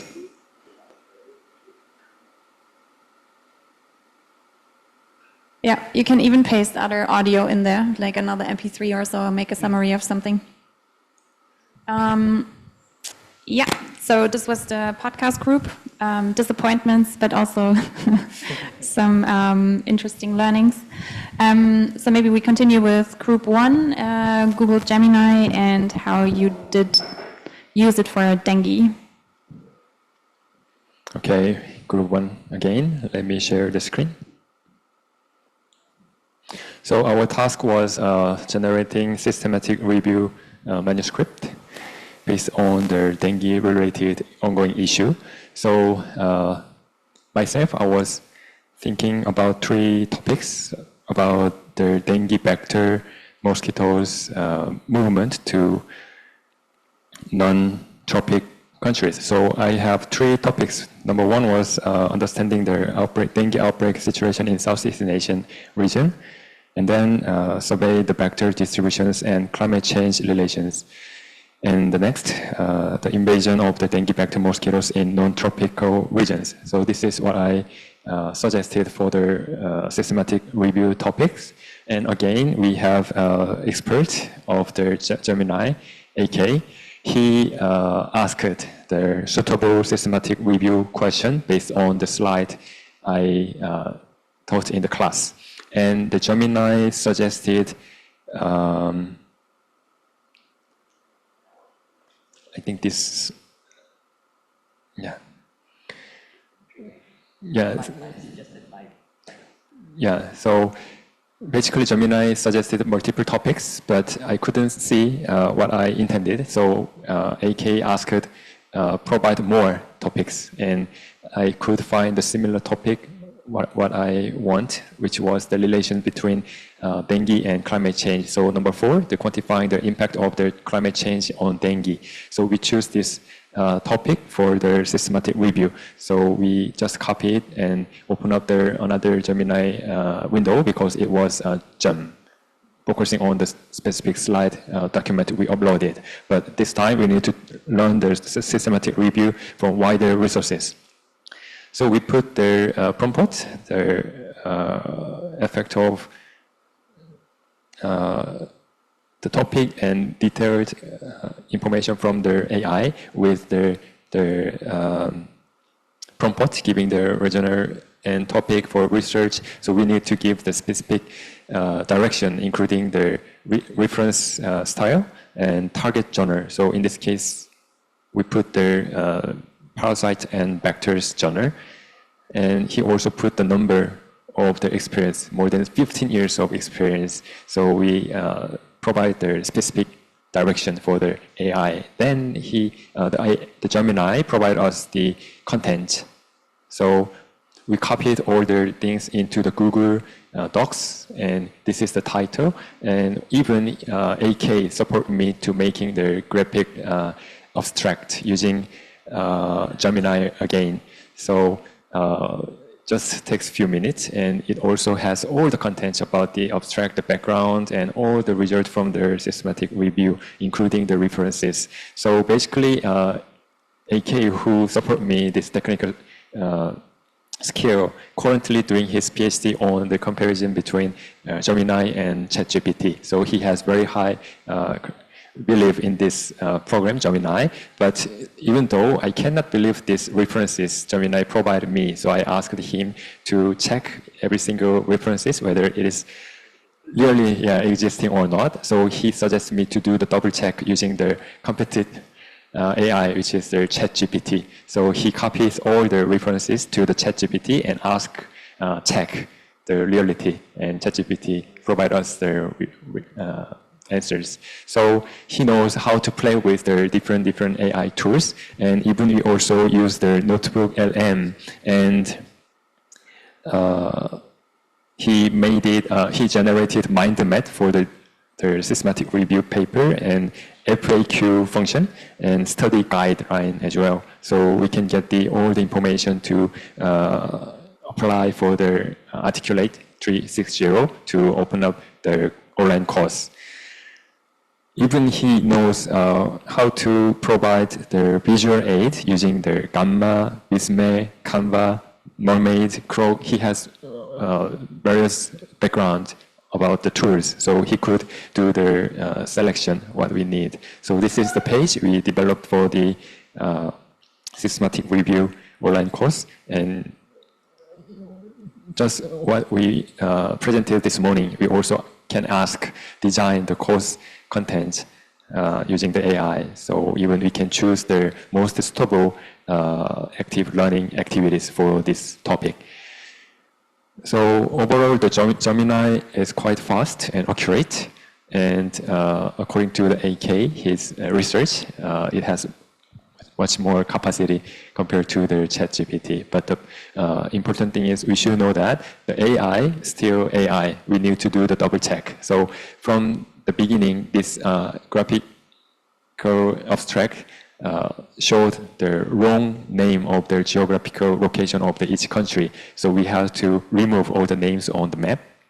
So we need to do some researching about this result. So again, cannot trust 100% the AI, but still need to working on to make sure this information is correct. So Gemini recently launched a model called Nano Banana that edits and generates image. And that's proven to be quite accurate than other tools. Nano Banana, Nano. So just a little correction to what he mentioned. I did my thesis, master's thesis, not my PhD. I'll very soon be joining maybe. But that was my master's thesis. Comparison of ChatGPT and Gemini in terms of coherence, comprehensiveness, and source credibility. So that was just not the comparison between the two tools. We used human as a standard and compared it to human-generated text to check how coherent, how credible, and how comprehensive those two tools are. Could you explain more about the Yeah, Khamigo, we could not use it because of geographical restrictions. Khamigo. We had to go for some VPN, I guess. So apparently it's not available in Thailand. Khamigo. Yeah, but there's other tools that are available, and maybe you can also feedback a little bit on your impressions of doing this, and also with regards to the output. How is did you like it? How do you see it as being used in class, for example? Yeah, for the systematic review manuscript, AI could generate the whole content within just few minutes. So again, we cannot fully rely on this AI, but we can have a look at the direction of the research and the content. So we may get some idea how to organize all the contents. Then we can add more for the real manuscript for the submission. So basically, AI is the tool to get some idea how to develop our ideas, and very, very productive to collect information. So especially for the review paper. So as Ajahn Lee mentioned on our TD manuscript, we may also consider to get some idea on these tools. So overall, Gemini, I recommend you to use it. Yeah, so the interesting thing about Google Gemini is also that you can basically prompt it to give you the systematic review, and then you automatically can download the document. So basically it does everything for you, even the literature references, and it hardly does any hallucinations. So because it's been tested and compared to other tools, and Google Gemini is like, let's say, one of the best in terms of generating a systematic review really quickly if you prompt it right. So in that sense, it's really interesting also to kind of maybe get students to get an overview of the current state of research. Yeah, but I feel that we need a group work on reflecting how to use the GenAI, but we're going to do it after because it's really a bit of a new uncharted era. How do we use it? Because many things can be done by AI, but the question is, how can you use it in a way that you still learn things instead of having everything done by AI? So yeah, Fabio? Sorry, just to follow up on what you just said. Yes, this can be useful, but doing a systematic literature review requires a set of skills. And that makes, and so whether, there are, I think, situations where it may be useful to do this, but for students, at least for our students in global health, if they don't have the skills, for example, to search for relevant literature relevant to the research question, create search strings, okay, develop inclusion and exclusion criteria, select the paper, select the sources, these are skills that are necessary to create, not to consume. Again, I go back to this difference between being a consumer of knowledge or a creator of knowledge. To be a creator, you need skills. And my concern is that, okay, if we end up relying only on this AI tool, well, we will stop teaching all these really important cognitive skills that are necessary to innovate, to create something, not just to consume something, to arrive at the point where you, with your mind, and maybe with the mind of the team, you produce all of that. I think we need to be careful about this. I think it's quite clear, but then as a beginner and not just the first time I saw this one, there's really a lot of possibility that could be taken away from this, and it's like mind-boggling for me to see this is really possible. It's the first time I've seen it done, and then it's quite fast. And then for me, I think having to use your mind is to ask the right question to the AI. Without that kind of correct question for the AI to come up a solution, I think that's a different story also.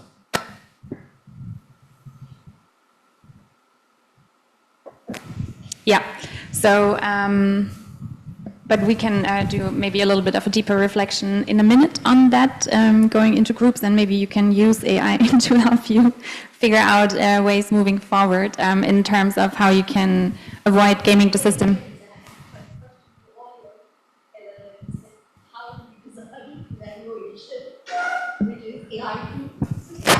I think that's something maybe we can discuss in a minute in groups, because I think we really need to think about that because currently, yeah, it's a bit difficult. But you can think about it, and there's ways how you can foster critical thinking, and I think this is maybe... did you want to add anything, group 2? No. A good point in time to move over to our critical thinkers and see how they use the tool. And they used Hypothesis. So please guide us through the tool and what you came up with and how you liked it or how you didn't like it. Do you want to share? Do you want to share?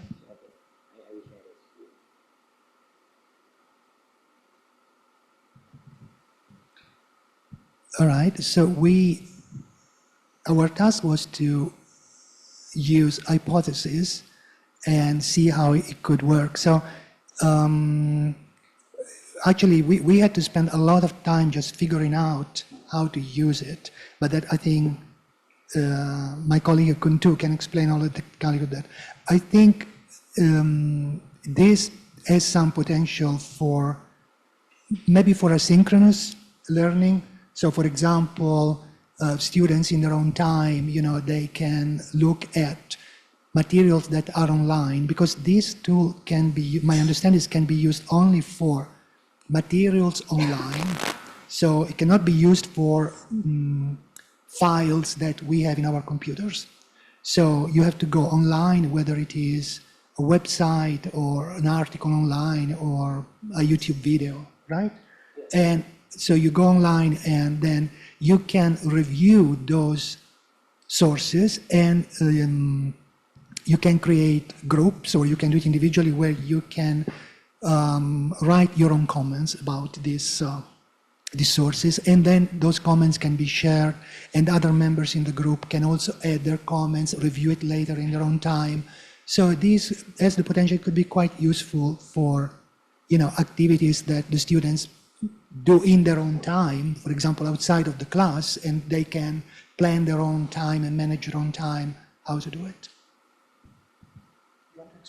Okay, so at first also I don't know what this is, so I searched on ChatGPT also. So it's the purpose is called collaborative annotation from the web content. So platform is open source, so you can just sign in with your email, with your Google or whatever email you can sign in. So foundation is 2011. So is that like the comment? But I found something that it need like a plugin. So it required to use Chrome. So then I moved to Chrome. Okay. So for the people who start, I think quite hard to use. Like I have to set up for myself first, take some time. Set up for him another 10 minutes, something. So after you have it, you have to turn on the feature, the plugin here. So this is the plugin. You have to pin it. And then if you want to use, you turn on.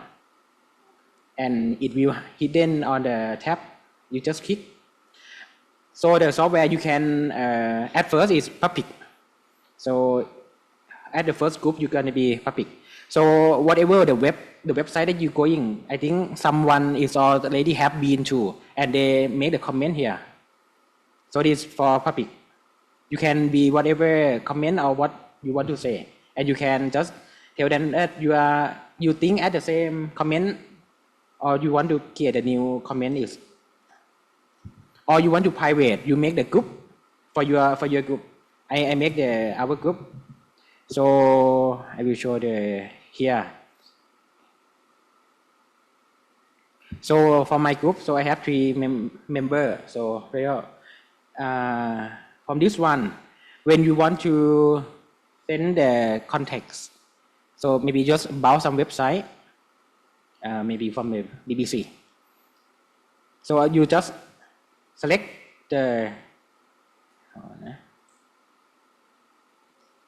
some context. Oh. Here, it will pop up. So you can do this one and you comment. So you make sure you comment as the team or public or you are alone. So this is good something. So when I post, it will pop up to my colleague. So then they can continue reply on what I talking. So this one, it will, if you go to your account, it will pop up here. So this is the note. You can maybe see tonight or next week, whatever it will be fine under your group. And when you click, it will say that this one is from me in this group, what I comment, and you want to see the link here.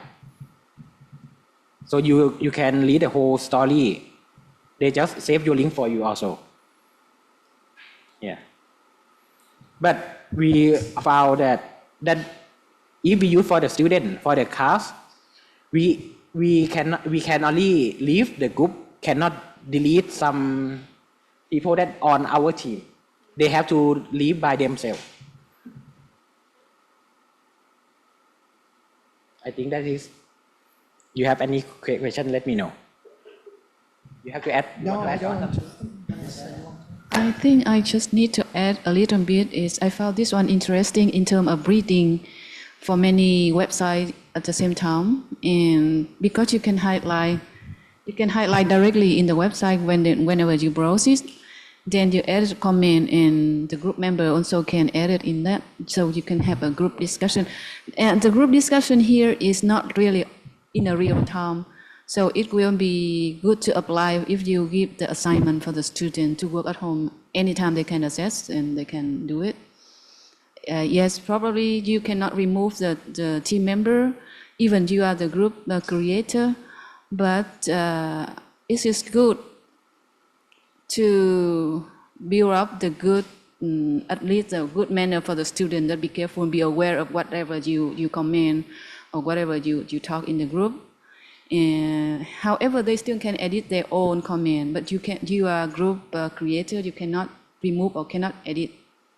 That's also a good point. Actually, they have both sides. To me, it's both sides. Yeah. No. No. So you must act like very mature. That you can change or delete from your comment.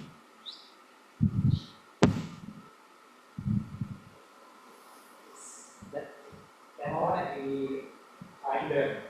So how can it be a tool for research then?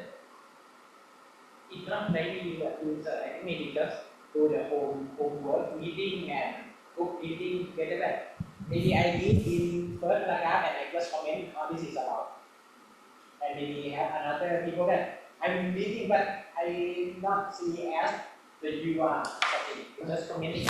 Maybe if you give the students questions, okay, so if you ask them to review something online, but you give them some questions to start, that they need, their comments need to address those questions, and then maybe they can have additional questions. They can create and think, what else do they want to ask about this? And so maybe as they discuss, they can say, oh, what about this issue? I'm thinking about also asking about these things. What do you think? Maybe you can use it that way. Can I share a little bit my screen? Is it able to, like, for example, as you do some comments on someone who highlighted the comment? Yes, that's what I'm trying to share. Another comment over that one with some reference from another page or anything? Can I share this? I go to share here. This is an example that I try to highlight the keyword in the website. And for example, if I want to go to each highlight here, keyword here, so every member can go and discuss about that keyword. So we can keep going with the other topic because every keyword will be one chat box inside. Sure, can reply, can share whatever in that keyword, and we can go to another keyword like another chat box, and then people can comment on that. So suppose that if the teacher can give the assignment for the student to read like 10 PDF file or 10 browse, so they can work like this on their own. They can present, even they can present directly like this to the whole class.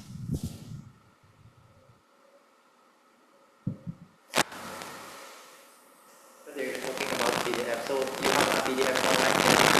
Online, yes. Have to be online. Everything should be online. Yeah.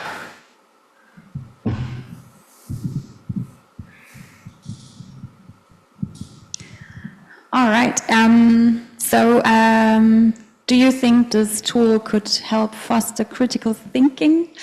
But we can maybe retrieve, and I think it's important to kind of reflect on that a little bit instead of moving now into another tool, because it is important, and I think it's good to reflect. So I would suggest to kind of do a group brainstorm that doesn't go into e-learning or any digital tool, but kind of takes you now into maybe your own critical thinking about these tools. I mean, you've seen some of these tools yesterday. You've worked with Articulate.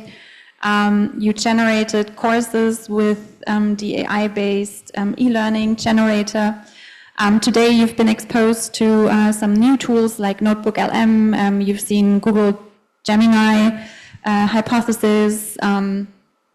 And I mean, I guess most of you know ChatGPT, and you can use it in many different ways. If we have time after this, we can look into some other AI-based tools which are not content generation, but are more going into role-playing and some other things that you haven't come across yet. So video generation, which can be quite fun just to see how it works and how well it works, like just by uploading a PowerPoint, essentially. But I think at this point in time, probably it would be good to retreat into groups, and I'm just thinking how we do it, whether we, for now, keep maybe opposing groups, which would be interesting. So, for example, keeping the IT group as one group, because you will be very progressive in your thinking. And then, because Joy and Fabio, you're a bit more critical, so maybe we can have different groups who likely will have a different point of view on this. So I would suggest, how do we do it? So let's do the critical, the medium, and the very progressive ones together, so we can see what you come up with, because I think that will be very interesting for me to see. Even though maybe you're not critical, I want you to be very critical, so I would suggest Fabio, Joy, and who else feels critical at this point in time about AI? Anybody who has kind of critical feelings or feelings of, I don't know, mixed feelings about GenAI that would qualify you for this group? Who wants to join? Critical is good. Sorry? Critical is good. Yes, there you go. There you had an argument. Who wants to join Fabio and Joy? And the IT group stays together, so you're out. Vanessa, okay. So you're the critical 3. The rest is medium, and then we have progressive IT. And maybe you can do it for now on the flip chart, because we've been sitting on the computers all day, so it's good to do some analog stuff, right? So what I want you to reflect on, based on what we've been doing today and yesterday, opportunities, risks, and solutions. So, and I want you to come together. Now it's, maybe let's take like 30 minutes. And then you prepare on the flip chart opportunities, risks, and your solutions. And I want you to be very critical. I want you to be medium, and I want you to be very progressive in terms of GenAI. So 30 minutes, and then we'll do like a poster or flip chart walk, and then each group presents on the flip chart. All right? Are you clear? You look puzzled. Sorry? You can. I mean, you're the medium group. I would say the critical group is not allowed to, but no, everybody is allowed to. I'm just joking. So do whatever you need, or do use whatever you want to use. Yeah, you can approach this as your group feels comfortable with, and 30 minutes, and then please flip chart, and then we will do a flip chart walk, and yeah, just then basically carry the discussion in the plenum, and then we'll see how we can come together, the very critical, medium, and progressive. All right.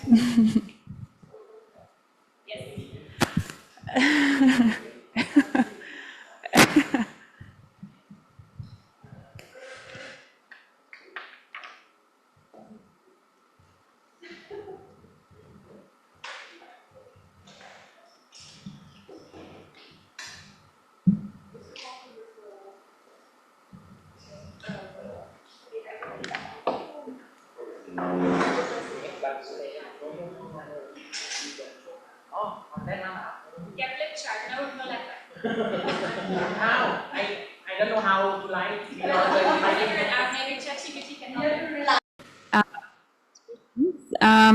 So what do we start with? Maybe the most critical, and move our way from medium to progressive. So we start with the critical thinkers again. Fabio is shaking his head. Is this an Italian yes? No. Typically the Indians do the yes for no. So maybe we just gather around and stand up. I think that's good for the afternoon then. Oh, yeah. Okay. So mostly, especially in relation to GenAI, I think the question is, how do we define active learning? Because if it's just about how do I write a prompt for the AI, then that's not really active learning. And so a lot of the activities we are seeing will actually become passive learning. Because if I ask the AI to write my literature review, then I have learned there's no active activity there for me at all. It's passive. So many of these may actually veer more into passive learning. And then we think sort of critically in terms of these tools, especially in relation to teaching and what we're doing here. We're also sort of contributing. There's a lot of imbalance of power, access, environmental impact, benefit, even the benefits of who's active and who's actively benefiting. Those questions are sort of remain unexamined if we just ask them to use GenAI. In terms of opportunities, we think it can be engaging, especially for individual learning, because then there's someone, the AI is like your discussion partner, and then you kind of bounce ideas off of them. So where you have a classroom situation where you have other people or pairs to work with, perhaps that's not the distinguishing feature, because then you're missing out on interacting and the skills of other people. But if you're learning individually, then there might be sort of a back and forth replacing other people. So it gives us an opportunity to think about sort of uncritical use and impact of technology, and bring in concepts like design justice. So bring in justice discussions, even in terms of technology design, not just use and access. And in terms of alternatives, so good old-fashioned writing. So go back to written exams, use sparingly, or an alternative is don't use, or how do we not use? Because that was also sort of the same thing as your question. How do we not use, especially for students, then just going back into passive learning.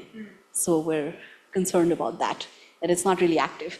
When they're letting GenAI do all the work, then it's not active learning. Can you elaborate on the design justice? Oh, so that's just a concept. I just wrote it down.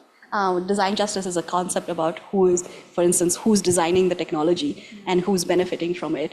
And are we designing technologies that we need, or who needs it? So what kind of technology is being prioritized for whose benefit, and who's designing, whose voices get heard when these platforms and things are being created? And who's a lot of it is somebody else might be profiting. And even where you have a lot of crowdsourced designs, hackathons, in the end, the person who might get the IP and will benefit from it is not the person who came up with the idea. So those are actually a good place for idea mining, but the people whose ideas are mined are not the people who then go on to financially benefit from it. About design justice, we know that at the moment, for example, these technologies are having a huge environmental impact. Generative AI requires enormous quantities of clean water, enormous. And so where is that water being taken from? It's being taken away from communities that need it. So recent example, I think Google recently built a huge data center in Cambodia. They took all the clean water from that area. Elon Musk just built his tech city somewhere in America. He took all the drinking water from the county. Now the people in that county have to buy drinking water, they have to pay because they have to buy it from the neighboring county. This is about justice, power, because in the end, all this concentration of power, and I think in our discussion, you gave the example that, for example, why there is now in the US this huge push to go back to fossil fuels, because the enormous amount of energy that this technology cannot be produced through renewable sources is impossible. Right now. So all the impact that it's going to have on climate change will become even more extreme. I mean, we are seeing every day. So who is really benefiting from all of this? And this is not, that's what we mean by being critical. It's not being against. It's thinking through what we are doing. Because, okay, you are young, and maybe some of you want to have children, I don't know. Well, what's going to be the world? When you get to my age, where do you get the water to drink? Are you going to drink AI? Are you going to eat the computer? Think about that. And also, we also had a point that actually, so I made this observation that even for sort of when I got into undergrad and things like that, at that point of time on your CV, it was really important to write like you knew MS Word, okay? And that was a skill, right? That was a skill that you had which not everybody else had. It's immaterial, and you can't use that to sell yourself today. It was maybe a skill to show off and to sort of say, differentiate yourself from people for maybe 2 years, 3 years. After that, it was meaningless. You can put it, software known, and you put MS Office, but it's meaningless. GenAI is also going to be that. Right now, it's new, it's exciting, and we can say that's a skill we are building, but really if they're not learning the critical aspects of it, it's going to lead to de-skilling because everybody will know how to query ChatGPT. Anybody can do that. You don't need a master's for it. You don't need further level of studying and things like that. And so if you're not acquiring some other skills other than I know how to use ChatGPT, that is going to be a given. We know everybody has to know how to use these GenAI. So that's not the skill building we can focus on. Teaching people how to use GenAI is just an hour's work somewhere, and students very often will learn that even in grade school. Yeah, YouTube. Like it's not going to be something that we're teaching as a higher education. And so we really have to think about what we do there. So we're actually not saying GenAI will not be in use. We're saying GenAI will be used so much, it's not a skill. Yeah. So I think those are valid and important points. Interesting that your solution is going back to analog. Taking the blue book exam. So basically shut off the room and only allow books. Yes. This semester, I think for the first time ever in my teaching life, I've said it's going to be back into like written exams all through. Well, yeah. Part of the solution for me is no, like in teaching, I've never help the student to think through this, not just think that learning is combination. That's not. So to think through all of this, the big picture of these technologies, the impacts. So because then none of us is innocent. When then we have no water and no food to and clean water and it's become a privilege for a few, then we have to blame ourselves too. Yeah, I mean, there is kind of new, let's say, social determinants which are aggravated because of AI, like essentially those power plants are built in areas where people, are probably socially a bit distant anyways, so they cannot kind of move or anything, they don't have an opportunity. So, I mean, essentially, you could even have this as an activity where they could use AI to explore kind of new social determinants that are being pushed because of AI. Yeah, it's true. But well, in the end, yeah. Some of these too. Yeah, but there's like, yeah. Yeah, so the other tool, like the the digital tools is not being questioned, but the Gen AI is really going too much into passive learning. Our big problem is with Gen AI. And how, yeah. Well, I mean, if you think about it, for example, I mean, most computers and stuff so are from Apple and Microsoft who are developing. I mean, you're kind of contributing to these companies anyways. So it's a bit difficult to kind of, say, okay, now I'm contributing to the community having water because there's the huge server farm which has been built there to power Gen AI. But certainly to make people aware of what the costs are and where we need to have a conversation and maybe be aware of what is happening.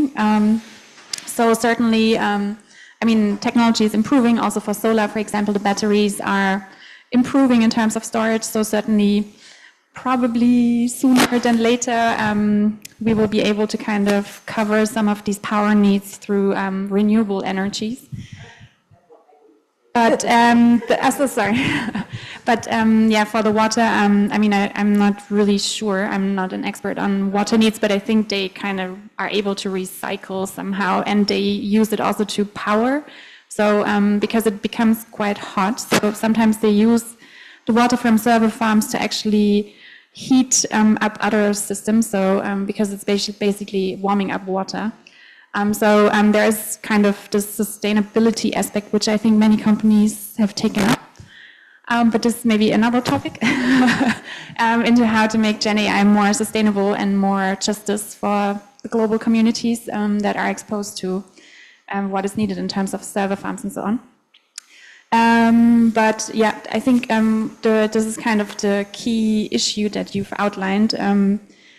The problem of passive generation. I mean, this is Gen AI. I mean, it's generating stuff instead of yourself. I mean, the name is very telling. So in that sense, I think the challenge for educators and universities is how to still, foster this kind of critical learning that students basically have taken upon when they enter the university, because this is kind of one of the, I think, main outcomes of studying at a university, that you become a critical thinker, that you kind of understand and ask questions beyond what you kind of were asking before you entered the university. So I think the big question is, how can we move from the generative passive component and push it into active? So what kind of tools or approaches to generative AI make the Gen AI like an active Gen AI or a Gen AI, I don't know, however you want to call it, but like a Gen active AI or something, I don't know. Because I think this is the main issue, really. Yeah. What you've outlined here, the problem that it's shifting to passive and how you push people back into active, but with Gen AI in the picture. But maybe we can learn a little bit more moving upstream to medium. Maybe, yeah, right. We slowly approach the progressive. So instead of shock therapy, we do small steps. What do you mean sharing a screen? I thought we were doing analogs. Did you do a screen? It's the book. If we have a discussion about Gen AI, it's going to be on analog paper. So.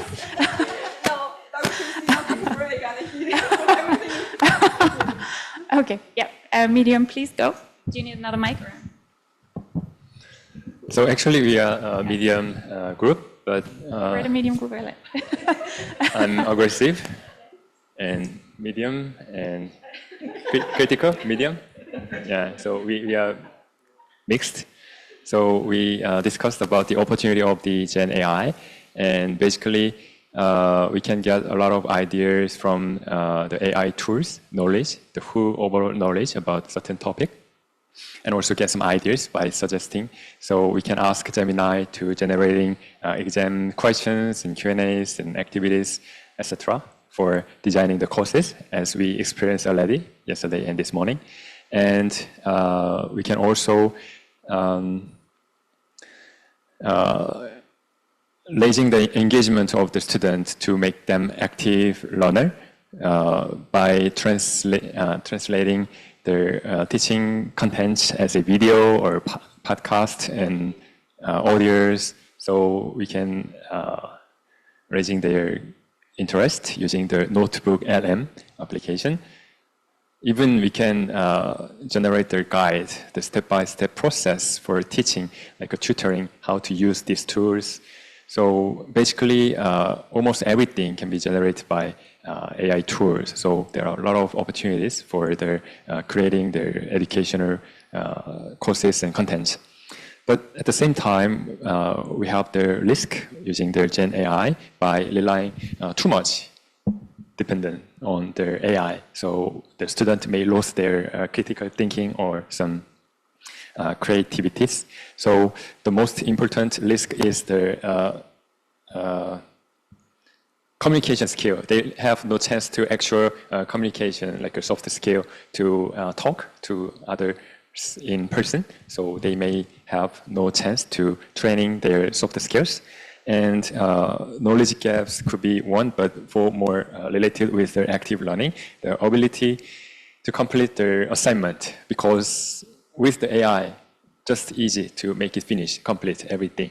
But if, let's say, just we plug off, no power anymore, they cannot do any. They may lose intent to finish or completing their assignment by themselves. So this is kind of risk for the student who relied too much on the AI. And the human connections, social activities, they no need to discuss with others, just talk individually with AI. So it may raise another social problems. So we also think further about the knowledge gaps. Someone who can use the AI, who cannot use the AI, may have the different situation, opportunities, and benefits. So there are a lot of risks at the same time. So we have to think about the solutions, how to use the AI for their education without the kind of the risk people. So the student, they basically can generate almost everything. Then now let them design their active learning courses and ideas. Then using that content, let the student leading that activities in the class, online or in person. So the person who can read these activities, they may understand all the contents, what to do, how to do.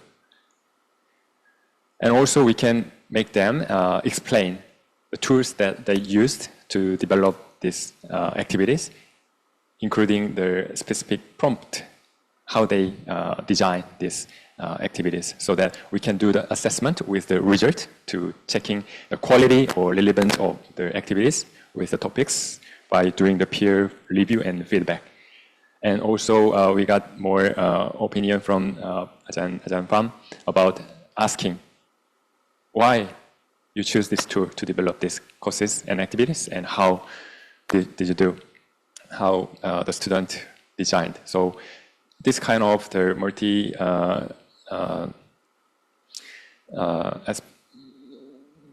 dimensions we can do the assessment for the student who using the AI tools. Do we have more to add? So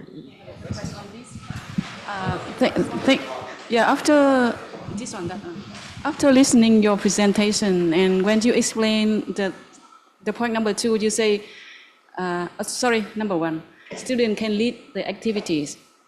Then what is the function of the teacher now? Yes, I'd like you to answer and think about it. Because even, as you say, like facilitate. So what specific, like facilitate here? The teaching assistant can do it, right? Can facilitate, right? So the function of the teacher will be blur.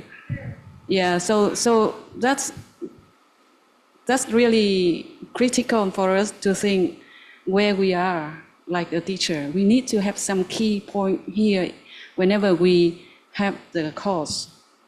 I think somewhere we still can be. we don't need to be afraid like we are losing the job or blah, blah, blah. People talk a lot about it.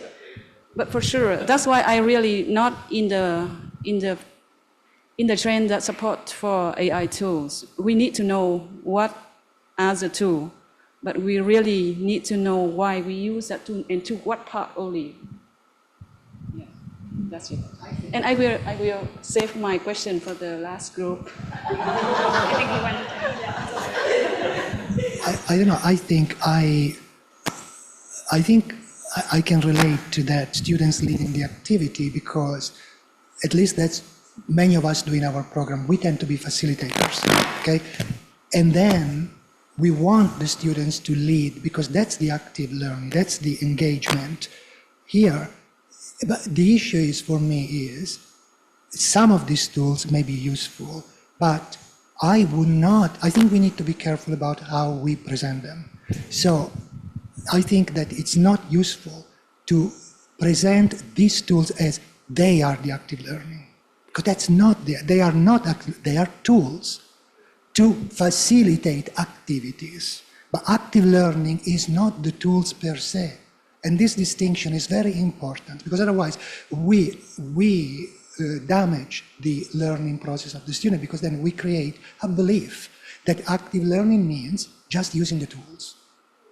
And that distinction is very important. And then they can lead if we help them develop this critical understanding that the tools are not the active learning. The tools are tools. They do the active learning. They can lead. Yeah, I do agree on this. And also, like, actually in the global health program, this part of like a leadership role, like how to lead the conversation. And also yesterday, Sandra presented the retention skills, right? And then teaching how to teach others, that is 90%. Getting the idea. So this is definitely one of the key soft skills that we want our graduate students to have. So I really think that's one of the sort of, still the teacher has a role there. The faculty member still has a role, yeah. I think I totally agree with the comments that everyone has. Like, there will still be use for faculty or instructors as we are all aware. I think it's not entirely that they will be replaced by AI anyway. But then we could not just do away with these tools around. We could not just say we will stop this one. No, I think we are not going back to the olden times, the golden age or whatever. But then we need to accept, and how to use it properly is the right direction rather than stopping people from using this. And then like having the right concept and the right mindset of what Fabio has been talking about, of how to distinguish tools from learning critical things to solve real world problems. I think that should be there. And I think this design solution for leading will really help. That's what we think about. And then, I think we could devise a lot of things around to use around GenAI without losing, I think, critical thinking. Yeah. So I mean, GenAI, I agree. I mean, it's a tool, but it's also kind of circumventing the active learning, since it's generative. So many of I think this is where the problem is coming from, and this is why we're having this discussion, because a lot of tools that you have used for active learning are basically now avoided to stimulate active learning because of GenAI. And this is why we have this discussion, how can you use GenAI to move again from kind of, translating from passive learning back to active learning. And I think the one example you gave, like this facilitation, I mean, this is a very good activity because it teaches many things like management, communication, maybe active presentation in front of others. So there's a lot of things also taking in other opportunities and kind of maneuvering the conversation at the same time dealing with the tool. So it's a very complex activity, and I agree with Fabio that this is like I think a great solution how you can use GenAI for active learning by letting students use it, but in a way where we then go back to this retention pyramid and really kind of foster a lot of different skills, making it very beneficial for people. I just wanted to say something on the other slide as well. And I also wanted to show you something after we finished the discussion. Because LLMs are available offline too. I can show you a tool. Yeah, I can show you. And what was the other thing? I'm going to show you after, so you know that this is existent. And for example, the communication skill, I mean, we've seen today with the podcast that you actually can kind of train communication, and in the sense, GenAI can also be like a really good learning companion. So I read an article in The Economist, and there's like schools in Africa which typically have a shortage of teachers, where GenAI comes in and facilitates kind of a knowledge process. And it can be very individual in the sense that you basically use GenAI individually for where you are in your understanding. And although it does come up with hallucination, I think the most important point is also for students to learn how to be sure about the content that is being generated, how, this is the critical thing I think we need to teach students about the tool, like where are its shortcomings, how can you learn to kind of curate the content that is coming out of it, and at the same time using it as kind of an individual, maybe even learning companion, like a, conversational partner, because it's very good in teaching, for example, other things like math, and it can be very individual. So it is kind of leapfrogging education in Africa. Apparently in some counties, this is what it's already happening. So I just wanted to add this, that also for communication skill, for example, you can ask ChatGPT, for example, to help you go through kind of an individual communication course, how to be a better professional speaker or something. So I think it can, teach you very well communication skills, and maybe you can make it an activity for students, like how can I improve my communication skills? And maybe you can ask them to do a communication skill course themselves, and then later come back to class and, have them present what they learned and how they did it and stuff. So similar to what you suggested, for example. Or have them build a gem or a GPT, like, they can build it themselves and share with others, like what they've done, why they've done it, how they've done it, how well it's working, and so on. So to kind of foster the critical thinking. Yeah. I think that's good. That is available here. Okay, that's the positive and the opportunities. But then what we're talking about communication skills is we rely AI to talk on behalf of us. It's like we rely on AI to talk on behalf of us.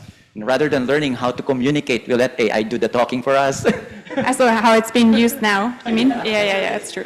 You let it the presentation on behalf of us without you standing and presenting it by yourself. That's the risk. Yeah.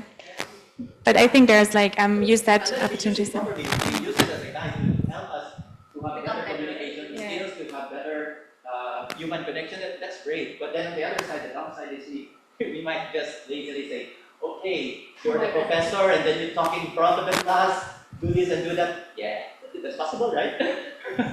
Yeah, but you can put them in a setting where they need to kind of prove that they've learned the communication skills. So it would be more like a tool as a teacher a little bit. I mean, not giving them the prompts, but yeah, I think the main point, similar to this presentation, is to avoid depending on it, but using it more as a tool to kind of grow your own skills and critical thinking. So to move the balance toward the active learning again, and to avoid the dependence.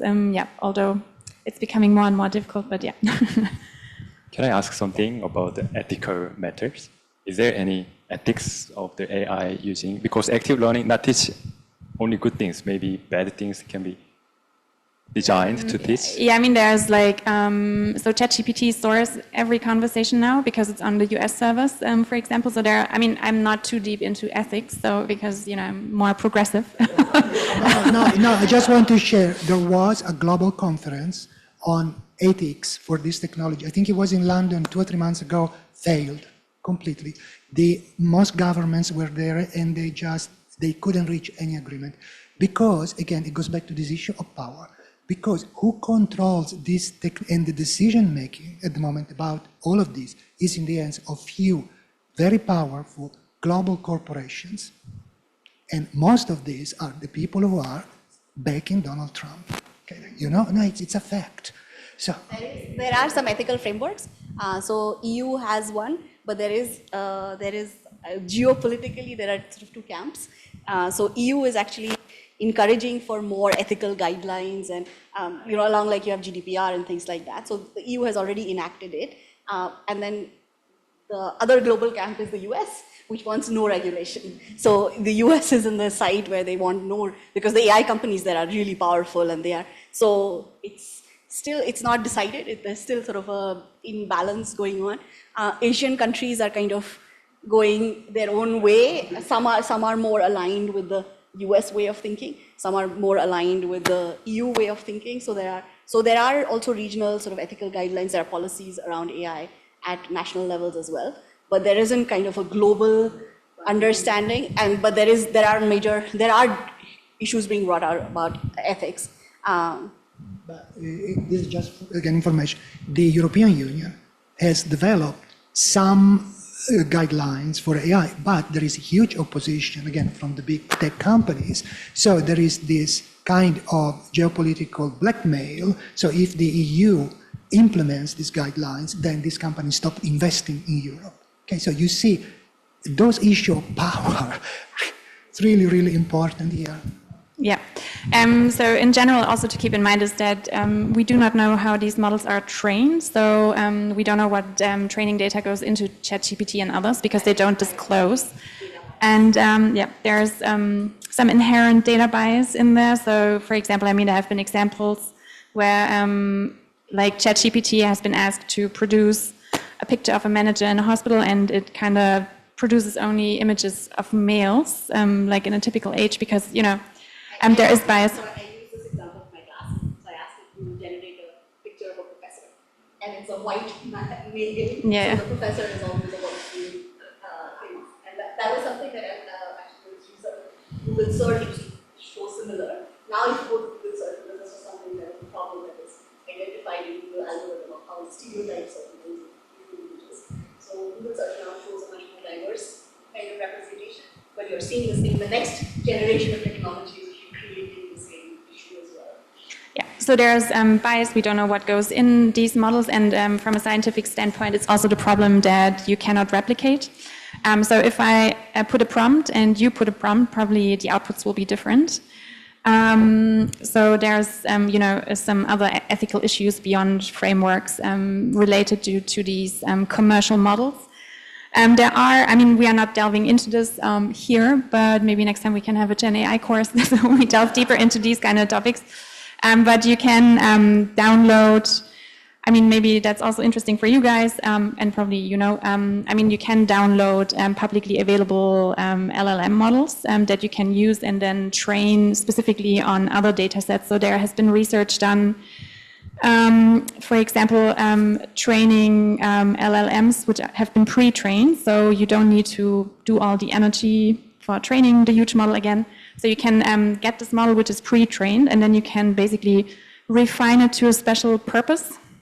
So you can kind of train it on a specific data set and kind of continue the training, although you don't need to take as many resources anymore because you just take this package and then basically model it to the need that you want it to serve. So this is certainly also something that you can do. And there's like other companies like Mistral, which is a French company, which you can also use for GenAI. We're using ChatGPT, but they are based in the US. And for these companies, you never know whom they will feed the data to. Especially nowadays in the geopolitical scenario, you never know what will happen to your data. And we've seen data misuse, especially for elections. This is one thing where we know it has happened, but it's certainly happening on other levels as well. So you may want to be aware of that as well. So just to keep this in mind. This morning we discussed this, that one of the challenges of the LLM might be that if he shares his idea and his whole thesis idea onto ChatGPT or whichever platform, that is now searchable by someone else. So your IP is lost. So his thesis idea, so that could be a danger, that sort of at a more advanced level of where your data privacy and so that someone else, when they search or they ask for the LLM for ideas, then have his idea input also in there. Did I explain that correctly? Yeah, intellect. That's what we were talking about, intellectual property itself. Yeah, so that. Because in India, these companies. But I don't think the data that you put in there go into their core model. So when they release a core model, the data that you've put in there will not be in there. So it's not like, because otherwise the whole model would be screwed up, because everybody puts their data and like weird questions and weird information. So they have like kind of a secured model, and then they retrain the model on some other data, which they don't disclose, because otherwise they probably will run into IP issues, because they're just taking data publicly available in the internet. There was for a brief period, maybe 1 or 2 weeks, ChatGPT earlier this year, they were actually in whatever switch they'd flipped. So your search or your personal sort of ChatGPT conversations were showing up in Google search when people were doing that. And it was like a whole week. So then there was a huge outrage that now your privacy is really being violated, because it could come up in any random search. I wonder how that happened to somebody. Then they kind of closed that privacy loophole or whatever. But the core models are that they release, they are trained on a specific data. So, I don't know how they reset. I mean, they don't really disclose how they do the models. So, I guess it's not ChatGPT, but I think a broader level of more critical questions. Like, there's so many platforms now. So unless you're thinking about privacy and data sharing. But for the new version of ChatGPT, you can take a temporary chat. So it will not record what you are asking. After you finish, you can delete and it will be gone. So now I think ChatGPT or GenAI is like a kid. So we have to make them you can do this, you cannot do that. So we have to train them as a kid. So once for nowadays, they can do many things. And maybe something they do something wrong, but we all have to inspect and we send that. This one is wrong, why you see our privacy or something. So this is report, and the next model they improve, they upgrade. I think once everything will be perfect. Yeah, let's move to the progressive and no, not perfect, but maybe. Let's see.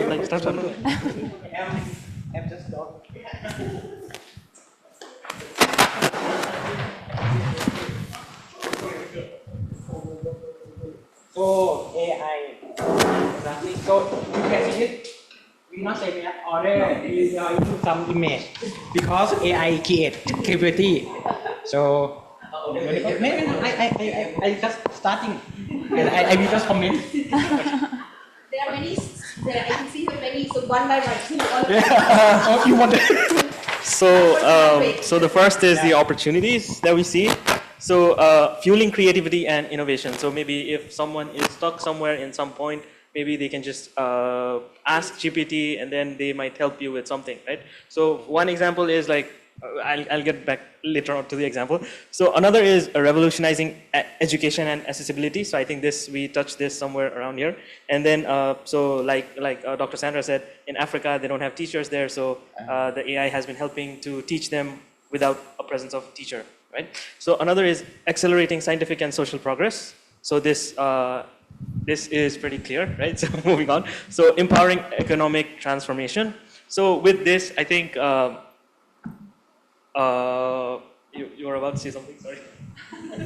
A simple example is like, even if we are not using or we are using free version of ChatGPT, we somehow, let's say, progress to pay a little amount that's near about $20 per month. Why not? And we choose a better model of ChatGPT or some AI. So that can be just an example that shows empowering economic transformation. Becoming poorer and poorer because I'm giving $20 to ChatGPT, $50 to Google. The buying capacity is increasing anyways. Get a new idea. So maybe from the class you do like this one for full course, but when you're talking with GenAI, maybe they come up with a new idea or new game. What is coming? What is the world like? Because the GenAI is coming up update model every year. So they cover all over the world and make up the model. So every year you asking them, they will have the new idea. So it's creativity. So it will save time.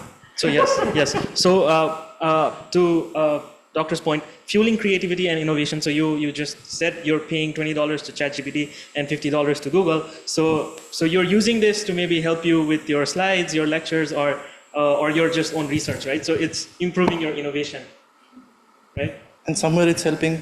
Well, you always pay for convenience. Right, you're paying for convenience as well. You pay for luxury, like if you go 1-star hotel, 5-star hotel, you have different services, you always pay for service. The best one, exactly. This is a service, so you pay for the service. And there was one interview where one said, and I think this is very true, if you're not paying for a service, likely you are the product. Products. So, If something is for free, you are the yeah, so like for example in social media, like Instagram and stuff, you don't pay because essentially you are the product, because you are getting exposed to advertisement, your data is being used and profile, and we sold up because nobody's reading the terms and conditions of data when So conclusion is Facebook and Instagram. pay. We have to pay. Okay. I don't know. I think words are not just words, and I think we need to be clear about what does innovation mean? What does scientific and social progress mean? Because, okay, innovation, this technology, they are basically mining what is already available in terms of data. They are not producing innovation. Okay? Because they are not creating anything new. They are mining all the data that is available, and then maybe answer your question. Okay? For me, but the other thing, accelerating scientific and social progress. Okay, what is scientific? You need to define that. I'm sorry, because technological progress, I agree, but technological is only one component of scientific. It's not the whole. And if you look at what's happening, for example, now in the US, where there is a huge anti-science movement, which has resulted, for example, in all the cuts to funding to the National Institute of Health, which they do scientific research on cancer, for example. Vaccines. The new US Secretary of Health and Human Services, okay, is an anti-vaccine man who has cut all the funding to scientific research for vaccines. So is this social progress? I think I invite you to be a little bit more critical when you talk about these issues, because, I'm sorry, this is not what is happening. It's not, and social progress, if you go back to who is benefiting, who is paying the price for all of what you call advancement. So I just say, yes, but be more critical about these issues, please. Okay, let me... This is like so perfect, by the way, because, you know, it's like funny how it's arranged naturally. You're standing here progressive, you're standing here critical. Yeah. But I'm just noting, but I just wanted to say in terms of scientific progress, for example, I just learned that in Germany, the Potsdam Institute for Climate Impact Research, because the problem is also that in science, we have an inflation of papers. So there's so much evidence being produced that it's very tough keeping up. So more papers, because it's part of your being a successful researcher. And we also have problems in science that papers are being cut. So maybe what was published 10 years ago in one paper, we have maybe now 5 papers because of this paper slicing. In any case, so for example, the Potsdam Institute of Climate Impact Research, they developed a map, and I can share with you later the link, which basically incorporates like all the scientific evidence and updates automatically. So they've prompted some GenAI. I mean, I've just learned about this like last week, so I haven't yet, but I'm going to share the link so you can read up on that. So it basically uses GenAI to automatically update a map, basically on a daily basis or more frequent, based on papers being released and automatically analyzed. So it is translating into the greater social good as well. So there's like projects coming up like this more and more. And like I said, also in Africa, it's making education accessible, which hasn't been there before, like in a level of quality that wasn't available because people just don't have money to travel. And all of a sudden you have things much more accessible, right? So in that sense, I think I can support this claim, the acceleration, but of course, we need to be always thinking critically, like what kind of challenges may this produce, and how can we mitigate and avoid like social incohesion in terms of, you know, losing people or people losing their jobs, kind of falling into social inequalities and these kind of things, like through different routes, like through being marginalized because they're living in a, I don't know, somewhere where the water is being taken away and so on. So But in general, I see a translation into scientific and social progress for sure. But I just wanted to add this point, so I'm happy to share the link about this Potsdam because I think it's really interesting. So yeah, back to you. Yeah, I think all this one, as you say, right, and it's a safe time, and we can produce more. And the last point that we missed out is fostering human-AI collaboration, which is the most basic requirement in order to grow and in order to move ahead. But may I say it's very funny that you call it human-AI collaboration because without humans there wouldn't be AI because the AI is basically trained on human content and we are building the AI, so it's funny that you call it collaboration, like we are like on an equal level. That's why we put human first. But it's like it's very interesting to see like how things are being perceived. So yeah, very interesting. Thanks. Okay. Yeah. So with opportunity comes risks, but we took risk as the opportunity for growth. The first one, ethical concerns and bias. So yeah, we do agree that there are ethical concerns. We have bias. Meanwhile, we do have an opportunity to grow. We can address those ethical concerns and biases. As for example, we have had many cases. One of the prompt that all of us can practice is, and it will not very soon get sorted out, is we can, once we write a prompt to generative AI saying that generate an image of a person writing with a left hand. Because left-handers are very less, so that creates a bias in generative AI. So yes, we do agree there are biasness, there are ethical concerns, but then we take it as an opportunity. We have frameworks, we have the researches have been going, and even in the research that we did has a framework that collaborates human and AI. In that particular framework, we have human intervention. Second, we have privacy and security. Yes, privacy and security again is a risk, but an opportunity to grow. Job transformation, it has been already so much discussed. We also have a point at the end. We have governance gaps. When we talk about data, cross-country data, we have that gaps. We discussed European standard, American standard. In general, we do have PDPA here in Thailand regarding data. We do have that dissimilarity between the exchange of data. That definitely creates another risk, a digital divide. But all those 5 risks, we see it as an opportunity to grow. Last, we have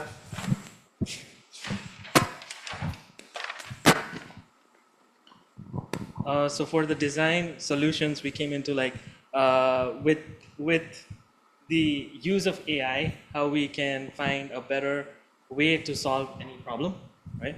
So for this, we can create some inclusive development pipelines, right? And then we can have some human-centric interfaces, right? So with the feedback from the people who are using it, we can change the system in that way.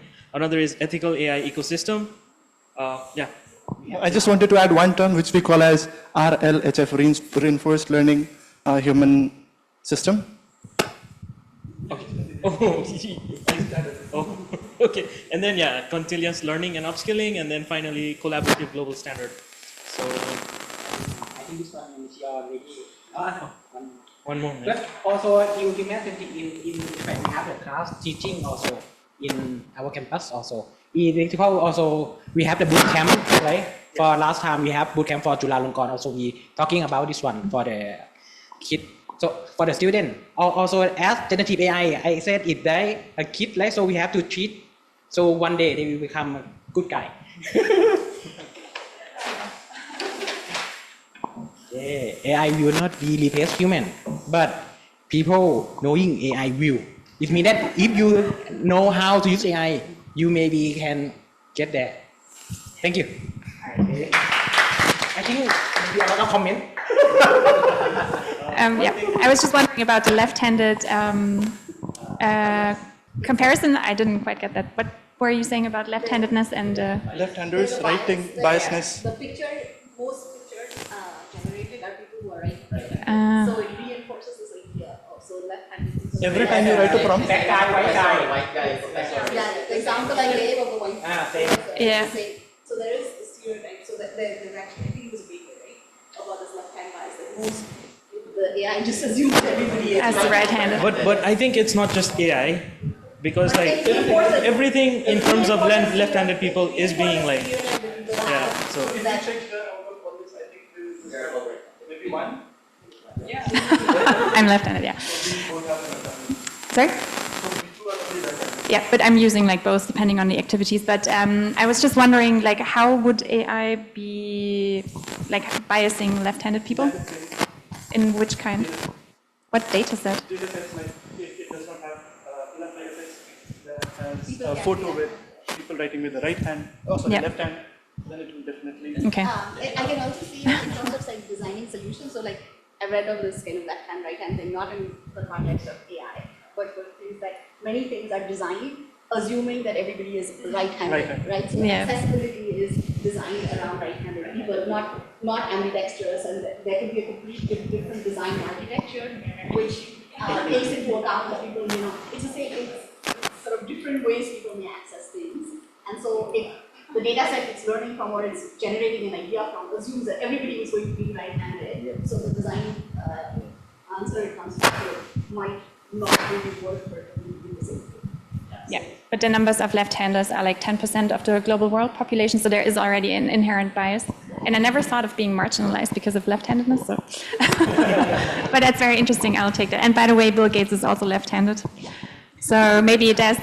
It also speaks to privilege because actually there are communities, there are communities and there are people, when people were young, they were forced to become right-handed, and so there is a lot of recorded kind of thing where there's a lot of stigma around being left-handed, and they are forced as children to change their patterns or physical violence and things like that at school and things.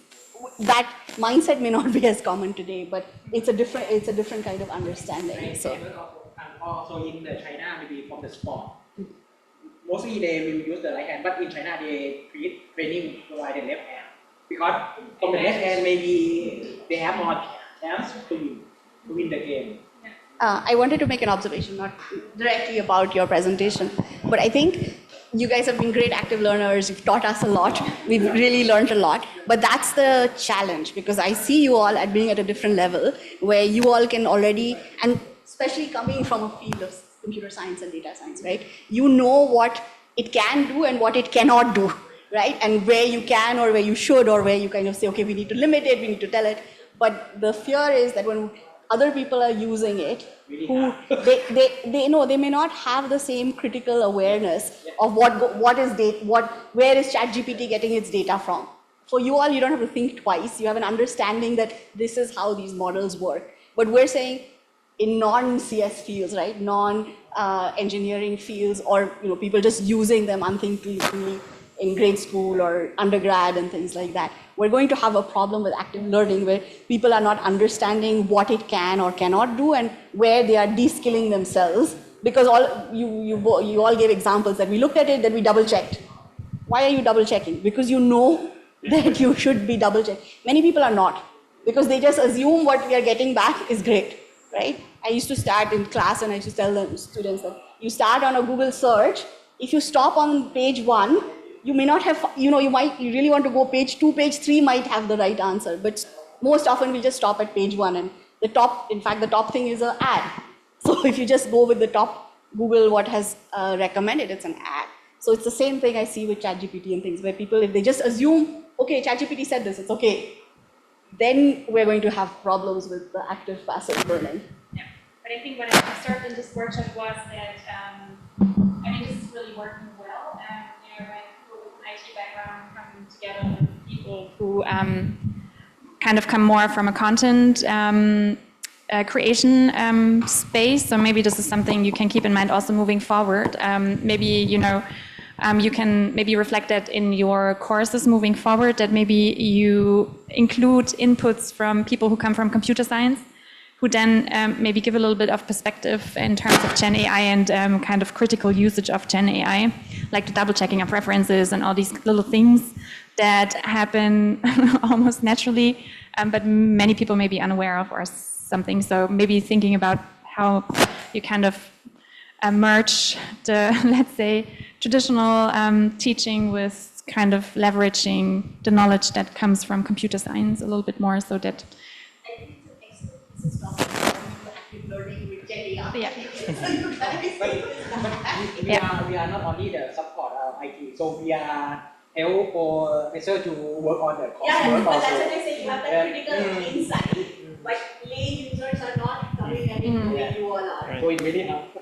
Yeah. So, but that's for me it's a research question because I don't think the way we have GenAI right now, as well as the way we're using it right now, we don't really, it's more passive than active in terms of a classroom non-CS context, right? They are doing it because they're learning LLMs and things like that. But outside of that field, how it can be used, I think, is more in the passive. So how do you make it active? So I would like to give an example. So when I think when we were in school, when we were studying mathematics, in maybe grade 1, 2, there was already the discovery of the calculator was already there, but we still had to do it with our hands or something, right? So until we reached grade 8 or 9, then only when the cost, the tan started to come in, then we were given the calculator. So I think from the very beginning, we need to teach all the kids that this is that, ChatGPT, you have this, you have that, and then finally, I think we can move forward. I mean, I think there will be more research coming out of this because this is one hypothesis. Yes. But I mean, there could be other ones and other approaches. But it's something which we all learn just now because this is all very new and it's changing societies, learning, universities, etc. And we really have to think about it and how to avoid that people just basically consume what is coming out of GenAI, but actually kind of critically reflect and have a better understanding about these technologies, because I think this is where the main problem is coming from, that people don't really understand, like, I mean, they don't need to study computer science, but, you know, just have a basic understanding, like you have a basic understanding of how a car works, for example.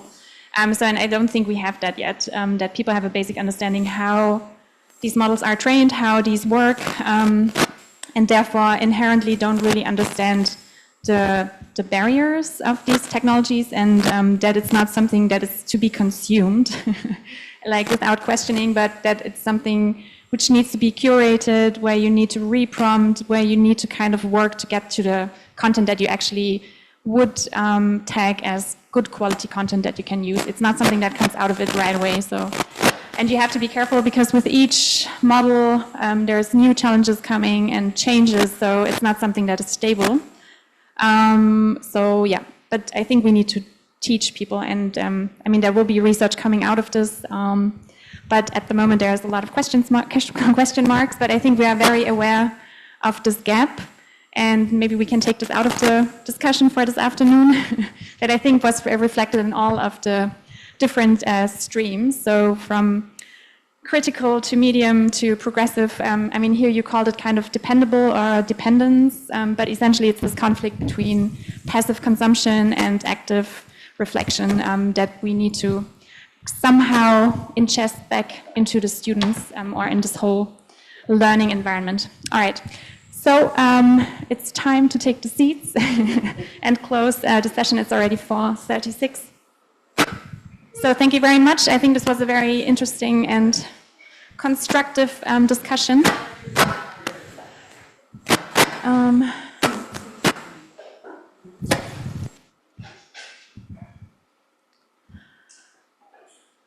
All right.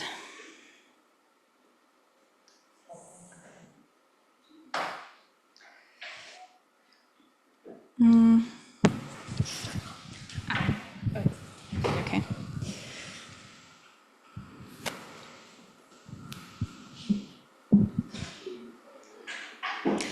So closing the day, I just wanted to give us an opportunity to reflect where we started, and it was only yesterday when we entered the room and started with this input about e-learning, active learning, had the first hands-on with Kahoot, Miro, and Padlet, and you started working on Articulate. And today we started the morning with a backward design session as a tool for you to take along for your course creation.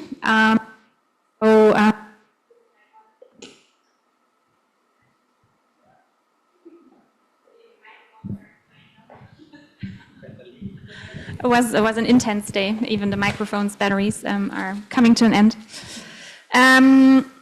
And instead of the course mapping, which we will be looking at tomorrow, as another tool, the Google Design Sprint, which is a different way of moving quickly forward, and you can use it for e-learning, but also for other kind of design challenges. So it's a very versatile tool. We'll be looking at it from an e-learning. So this is where the curriculum shift happened today.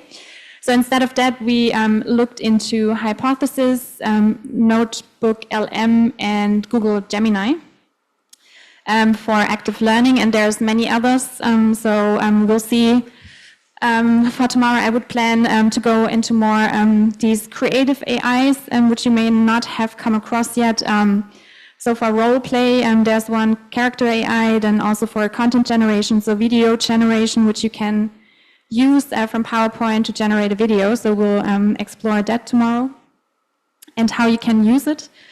And then we had the critical discussion on GenAI, which I think was really insightful. It would be great to hear from you, wrapping up the day, what the workshop gave you, especially today, but up to now, what you liked about it, what could be or added to the workshop agenda, because this is the first time running such a workshop also with the GenAI component, so it would be good to learn from you as well. So yeah, closing the day, maybe you can give a little reflection, what you liked, what you would like to see, and maybe I can see if I can add that tomorrow to the agenda as well, things that we have missed. So I give the last working microphone to Chris. This is working as well. So a little bit of reflection, what you liked, what you may want to add, if anything. So yeah, just maybe reflecting the day and yeah.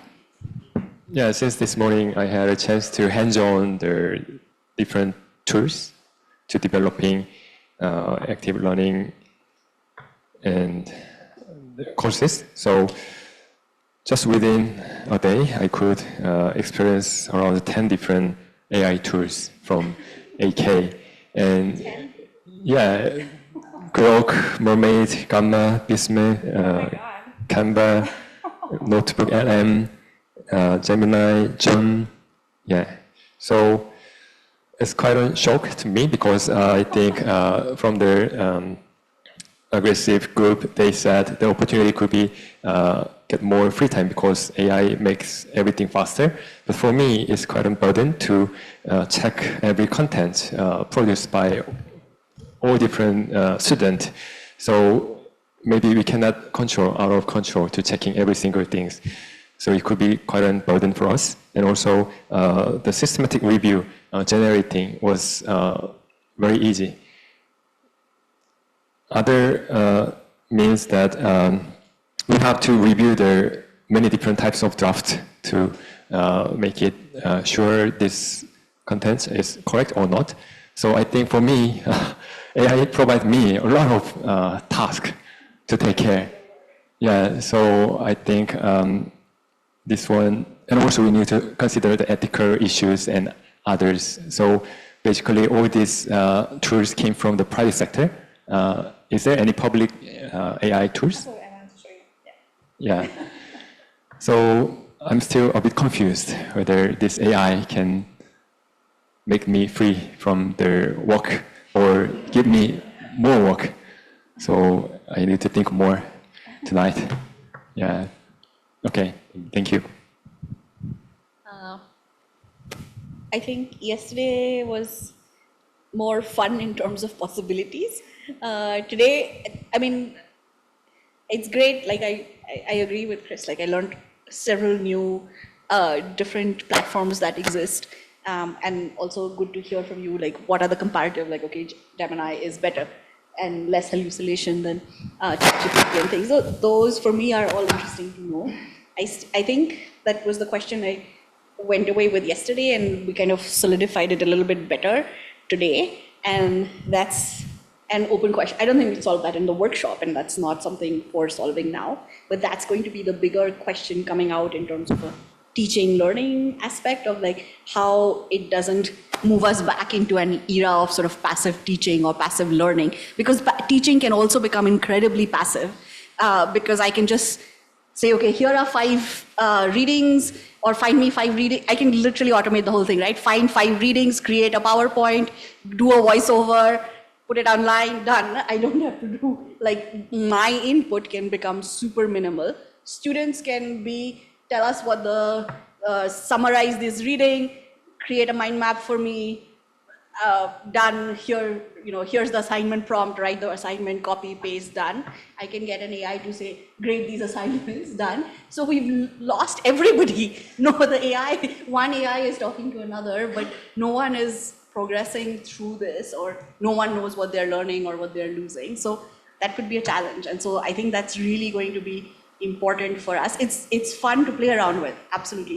But it can also become a time waste, because you're like, oh, let me see what this does. And it's like new social media, right? It just becomes another way for us to just spend time. But I think the bigger question is, how do we sort of recuperate that for active learning, if that's still of value in this context?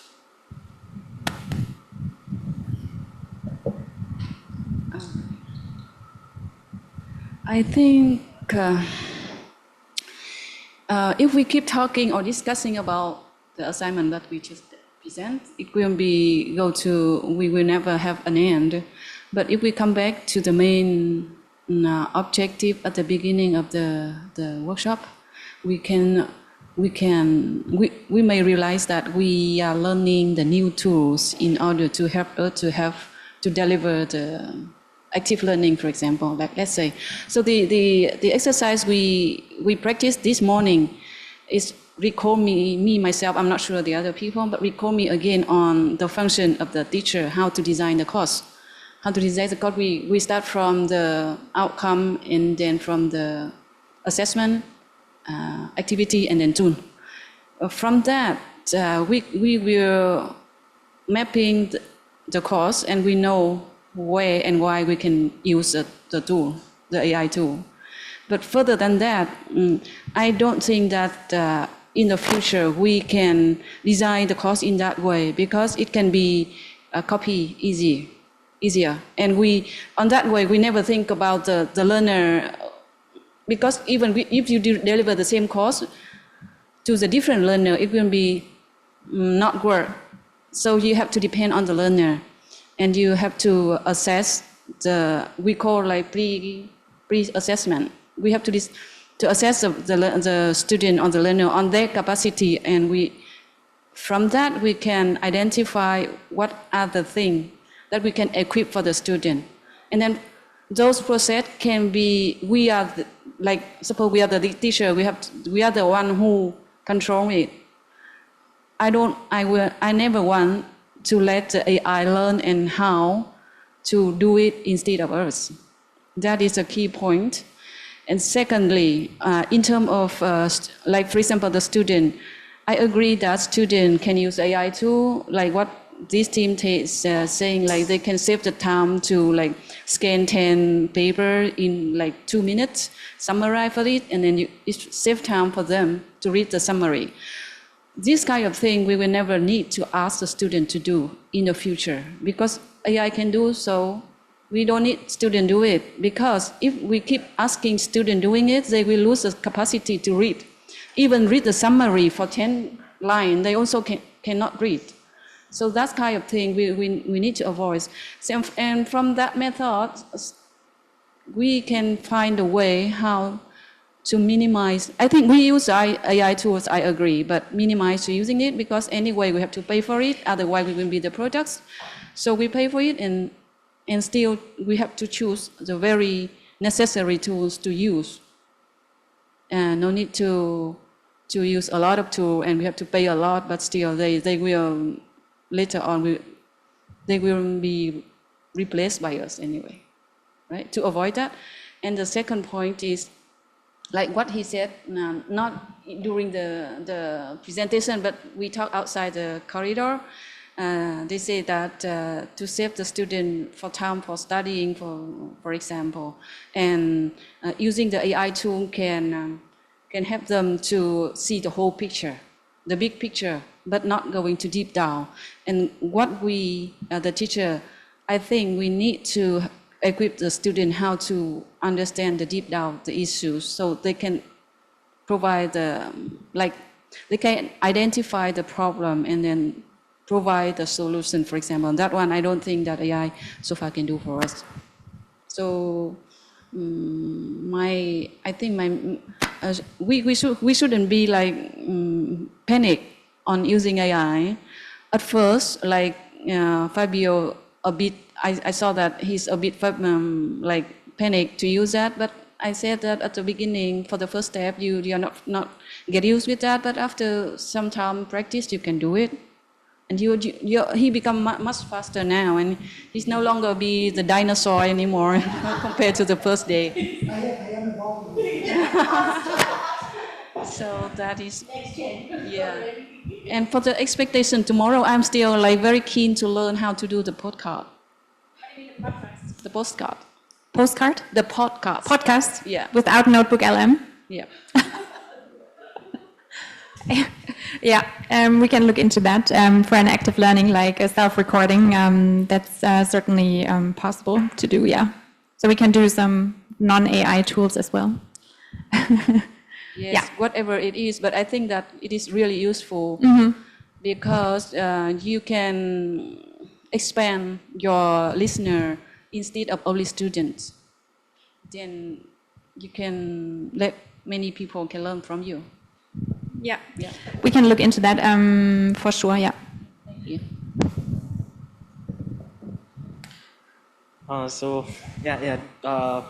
Today was also interesting as we actually were using it only for using the generative AI in terms of our personal use, but when it comes to how we can use it in terms of academic or like in terms of teaching active learning approach, I got to learn a lot of new things from all my seniors, right? And I think so far the session have been going really interesting, and hopefully we also helped with some tools, and yeah, that's about it, I think. I think, that's about it from my side. Thank you. Thank you. I think we are the same, but also from the tool that we learned today, also maybe have some tool that we haven't tried, and we just try how it works. Also, we will add that one as a tool. So, and also I see AI is only the tool. As she said, like we can just generate AI for the just basic idea, what the point that we want to learn. But you as yourself have to learn deep dive into that topic by yourself. That's it. Thank you. Thank you. I would not add much, as my two friends from AIT they have mentioned already. Yes, indeed, it was a good time today. But just to conclude, AI is just an assistant to us, not our master. Let's use it as an assistant. Thank you. Thank you. Yeah, I would like to thank everyone for sharing their expertise and their inputs for today. It's really like a great learning day for me, not only when it comes to the tools that AI that AI has, but also the inputs on those ethical things and those other non-related software or tool-based things. I learned a lot for today, so I thank everyone. Thank you. Okay, and I also would like to say thank you to everyone. Thank you very, very much for this. For me, the positive today is that this experience continues to help me challenge my own biases, evolve a little bit from the dinosaur stage to something else. And also, it helps me to think about how I can discuss with the students to help them think critically about how to use these tools, how to think about the ethical implications, the social implications. And I think for us in Thammasat University, this is important because we have learning outcomes against which we are assessed. And for example, we are required to have learning outcomes that contributes to ethics, to character. And so we have to really put these contents in our program. So this is useful. So thank you. All right, thank you, everyone. So for me, it's like a lot of new tools that's that I have never used before. And the one thing that really helps me think is like from students' perspective, because I know they are using, so now I kind of got to know what they are using. And then from this side, how we are going to assess their work in a more constructive way and critical way as well. I think that afternoon, this part of the discussion was very helpful, was very interesting. Yeah. And that's has a profound impact on the teaching and the learning and active learning, all this, putting all things together. That's my takeaway. So I think, the AI tools is important to understand what they can do and what is around, what you can potentially leverage for your own teaching and to facilitate active learning with students. But I think we should be very aware of this passive-active balance and to think about how you can leverage these AI tools, not for their generative part, but how you can kind of move the balance again to active learning. So I think this discussion was very important for us to kind of keep moving forward, especially when we want to use these tools for active learning. So I think in that sense, this was a very important discussion because those tools are new and these are all new kind of points of discussion coming up as more and more tools evolve. But I think that the point is coming down between active and passive and how you can think about it to proactively push it towards active, essentially. Thank you very much. I think this was a very productive day. We did the backward design. You looked into different tools, how you can leverage them potentially as activities for courses. And maybe to show you, so I cannot even share that. I have to share the full screen. So there's this thing it's called LM Studio. So basically you can have the LLMs offline, so you can download different models. So for example, here is there's like different AI models. So Llama is trained by Meta, and this is like one of the open source models that you can download. There's also others like from Microsoft. There's also, for example, Mistral from the French company. Here, and you can download this and you can basically use it just like ChatGPT. So here what I did was help me revise text to write it better. So you basically prompt it just the same because the models are essentially the same. So you can also choose different models here because different models work better for different purposes. But I just wanted to quickly show you that you don't have to use ChatGPT necessarily, but you can also download this LM Studio, which is open source, and you can download then different models in here, which you can use for prompting, right? So this makes it a little less dependent on these companies because everything is stored locally on your computer. So if you want to look into this is called LM Studio. You just can download. Yeah, no problem. Bye. Thank you so much. So this is LM Studio, and the other thing I wanted to quickly show, so this is Destiny. This is the project from the Potsdam Climate Impact Group, together with Cochrane, which you may know. Cochrane is like the larger organization organizing systematic review, so it's kind of the body providing guidelines. So they are also part of this. I'll put the website. And how do I do it? I think I put it in a PowerPoint, maybe, the link of the LM Studio and the link for this for you to follow up in day 2, additional materials, so you can have a look and read through it, how GenAI tools can be used for the greater social good. So in general, I think it was an important discussion. Maybe it led to a little bit of despair now, and I hope you don't feel like the weather outside, because it seems there's going to be quite a downpour. I already got a warning message on my phone for heavy rainfall. But nevertheless, I think it's an important discussion to have in the back of your mind. These tools are still super helpful. It's just a matter of critically thinking about them and also communicating to your students and thinking about how you can make them aware of things. And but we'll see changes happening, and it's I think important to have these discussions. Were there any other wishes for tomorrow besides the podcast? I still have the Zoom breakout rooms on the wish list for tomorrow, so we can look at that too. Any other last wishes for tomorrow? Sorry? Yeah, we will look at role play tomorrow. So we will look at Character.ai, which can help you, and Claude. Two other tools that you can use for role play, which you may not be aware. And we will look tomorrow at the Google Design Sprint as the tool for you to design e-learning courses, which may be very helpful also for other activities.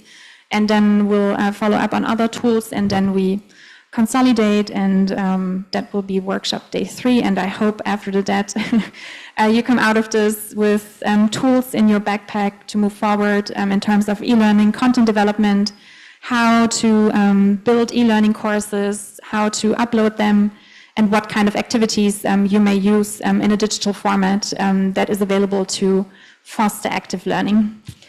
All right, so thank you very much again for your active contribution. I enjoyed it a lot, so recover well, and then we'll see each other tomorrow. Thank you.